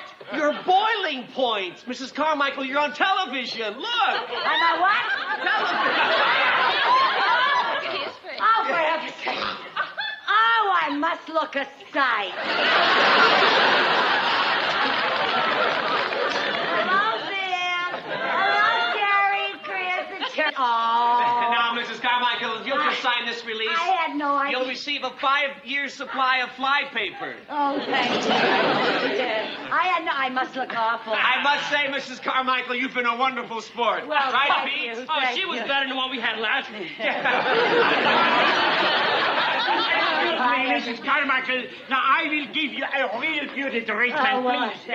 I'm sorry about all this. Oh, that's all right. I rather enjoyed it, if you must did- know. oh, well, come on, I you really... did-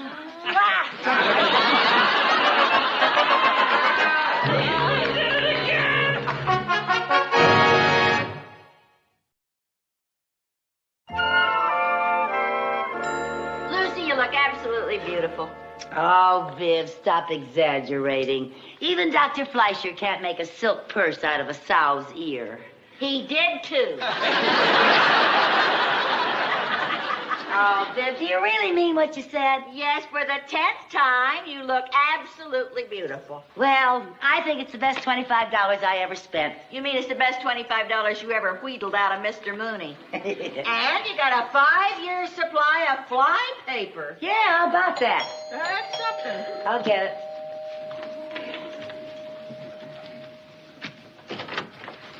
Oh, Oh, Mr. Mooney. Good afternoon, Mrs. What Carmichael. a surprise. Good afternoon, Miss Bagley. Well, Mrs. Carmichael, I got to thinking about your going to the doctor for a checkup, and, well, I became rather concerned, and you were here. oh, Mr. Mooney. Oh, thank you. Oh, and Candy. Well, now, there's no reason for concern. A lot of people go for checkups. Oh, I know, but you're different.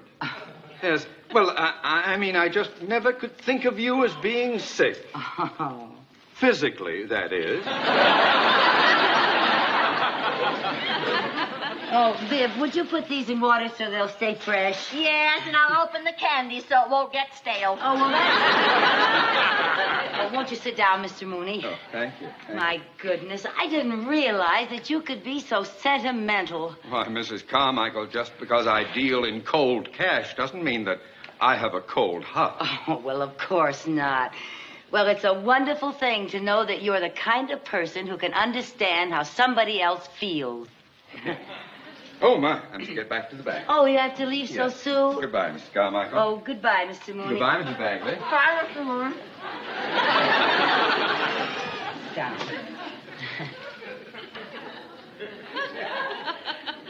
Mrs. Carmichael, Yes? I do hope you can forgive me for some of the unkind things I might have said to you in the past. Because when I thought of the possibility of you being ill, I was overcome with remorse. Oh. I realized I shouldn't blame a woman like you just because you don't know anything about finance and budgets and economy. After all, you can't help being stupid.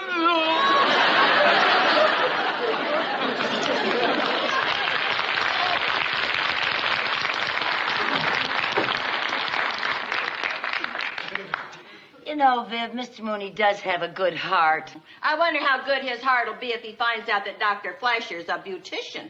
Suppose he sees you on television. Yipe! He can't see me on television. What am I going to do, Viv? Well, you're just going to have to keep him from showing the show, that's all. I got to go see that Mr. Patterson right away. Yeah, you go see him now, Lucy. Come on, you better hurry, too. Now, if he gives you any argument, you stick up for your rights now. Tell him that you will sue him. Oh, I wouldn't want to do a thing like that. I want to be real nice, Viv. You know, you can catch more flies with honey than you can with vinegar. Who needs honey? We got a 5-year supply of fly paper.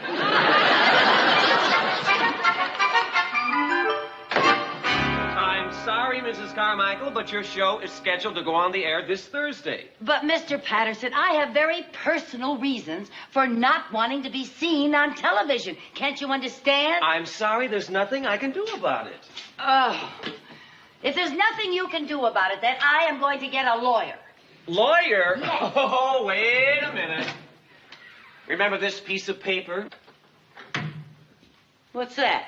It's our signed agreement for your appearance on our television show. I signed that? You sure did.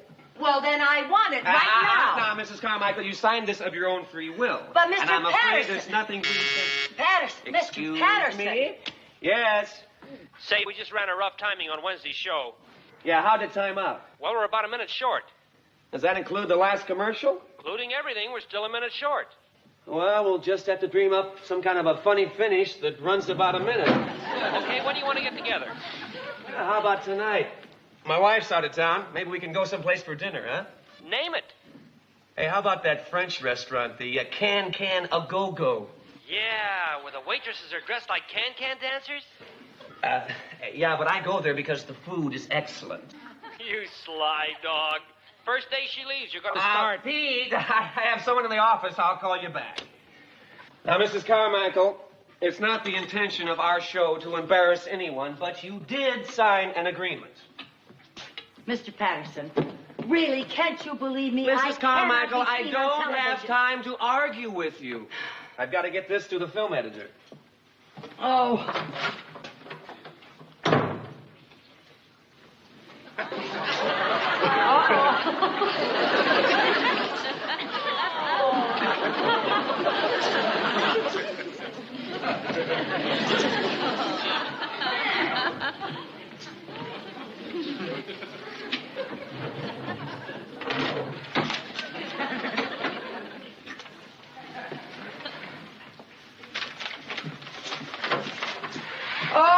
still here, Mrs. Carmichael? Well, I was looking for my gloves. Oh, don't forget to watch the program. I'd like to hear from you after the show. Oh, well, you may hear from me before the show. Hey, Pete, remember that Mrs. Carmichael? You mean the kooky redhead in the beauty shop? Yeah, I just got some more film on her. Stealing back her agreement. What? Why, that's the sneakiest thing I ever heard of. How dare you do a thing like that? How dare you do a thing like that? Again. You found what again? Your boiling point. Oh, good work, fellas. Well, you may think you have the last laugh, but you cannot put me on that program without my written permission. And I have that. And our legal department has 12 photostatic copies. Oh! Oh, we got it again!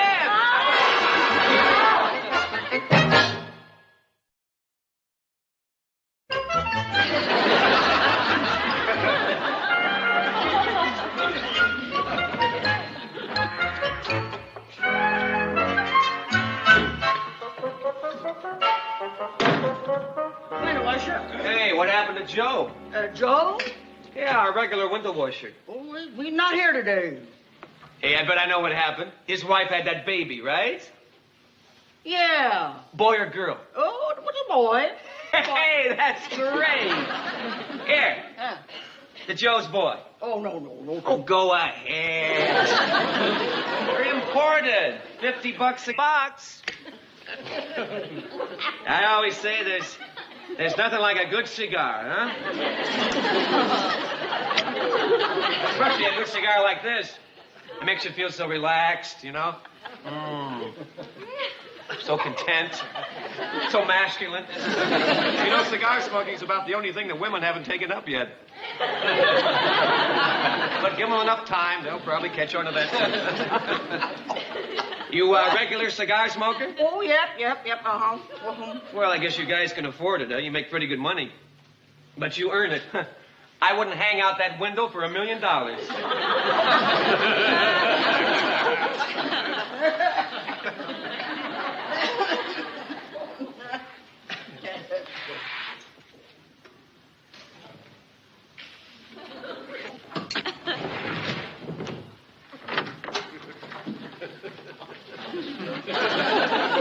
Bonjour, monsieur, bonjour. Bonjour. Who are you? My name is Gigi. I work at the Can-Can-A-Go-Go. Oh? I had dinner there last night. Oui, I found these under your tablet. Well, thanks a lot, but these aren't mine. Oh, I thought they belonged to you, Mr. Patterson. Hey, how did you know my name? Oh, from the television. I recognize you in a restaurant. Oh, did you wait on me? No, but next time maybe you sit at Gigi's table, n'est-ce pas? Well, sure. I'm having dinner there again tonight. I'll ask for you. Oh, merci, merci.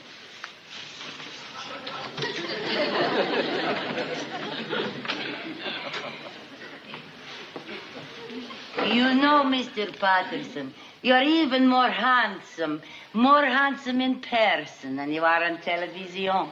Well, thanks a lot. Would you like a cup of coffee? Oh, c'est magnifique. How do you like your coffee? Noir or au lait? How's that? I guess my French isn't very good. Well, we can't be good all the time, can we?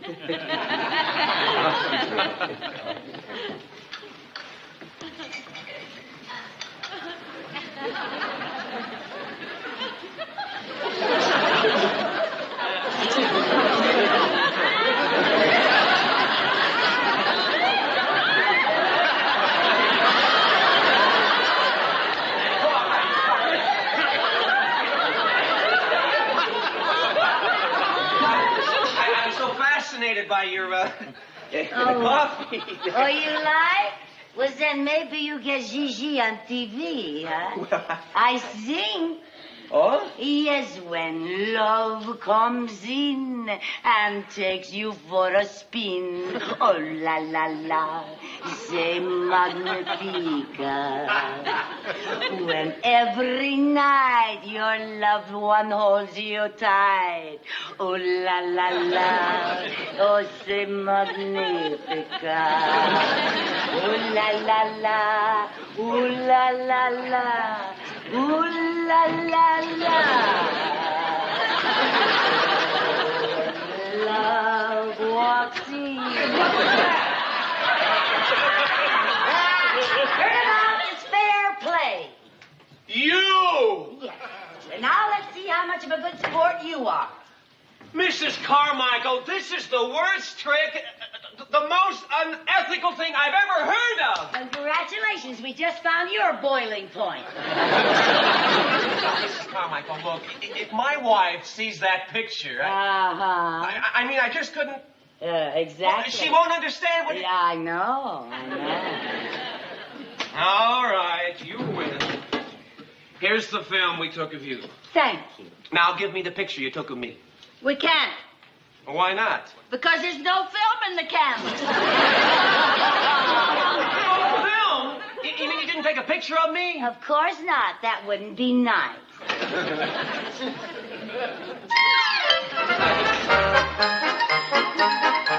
Ooh la la la la.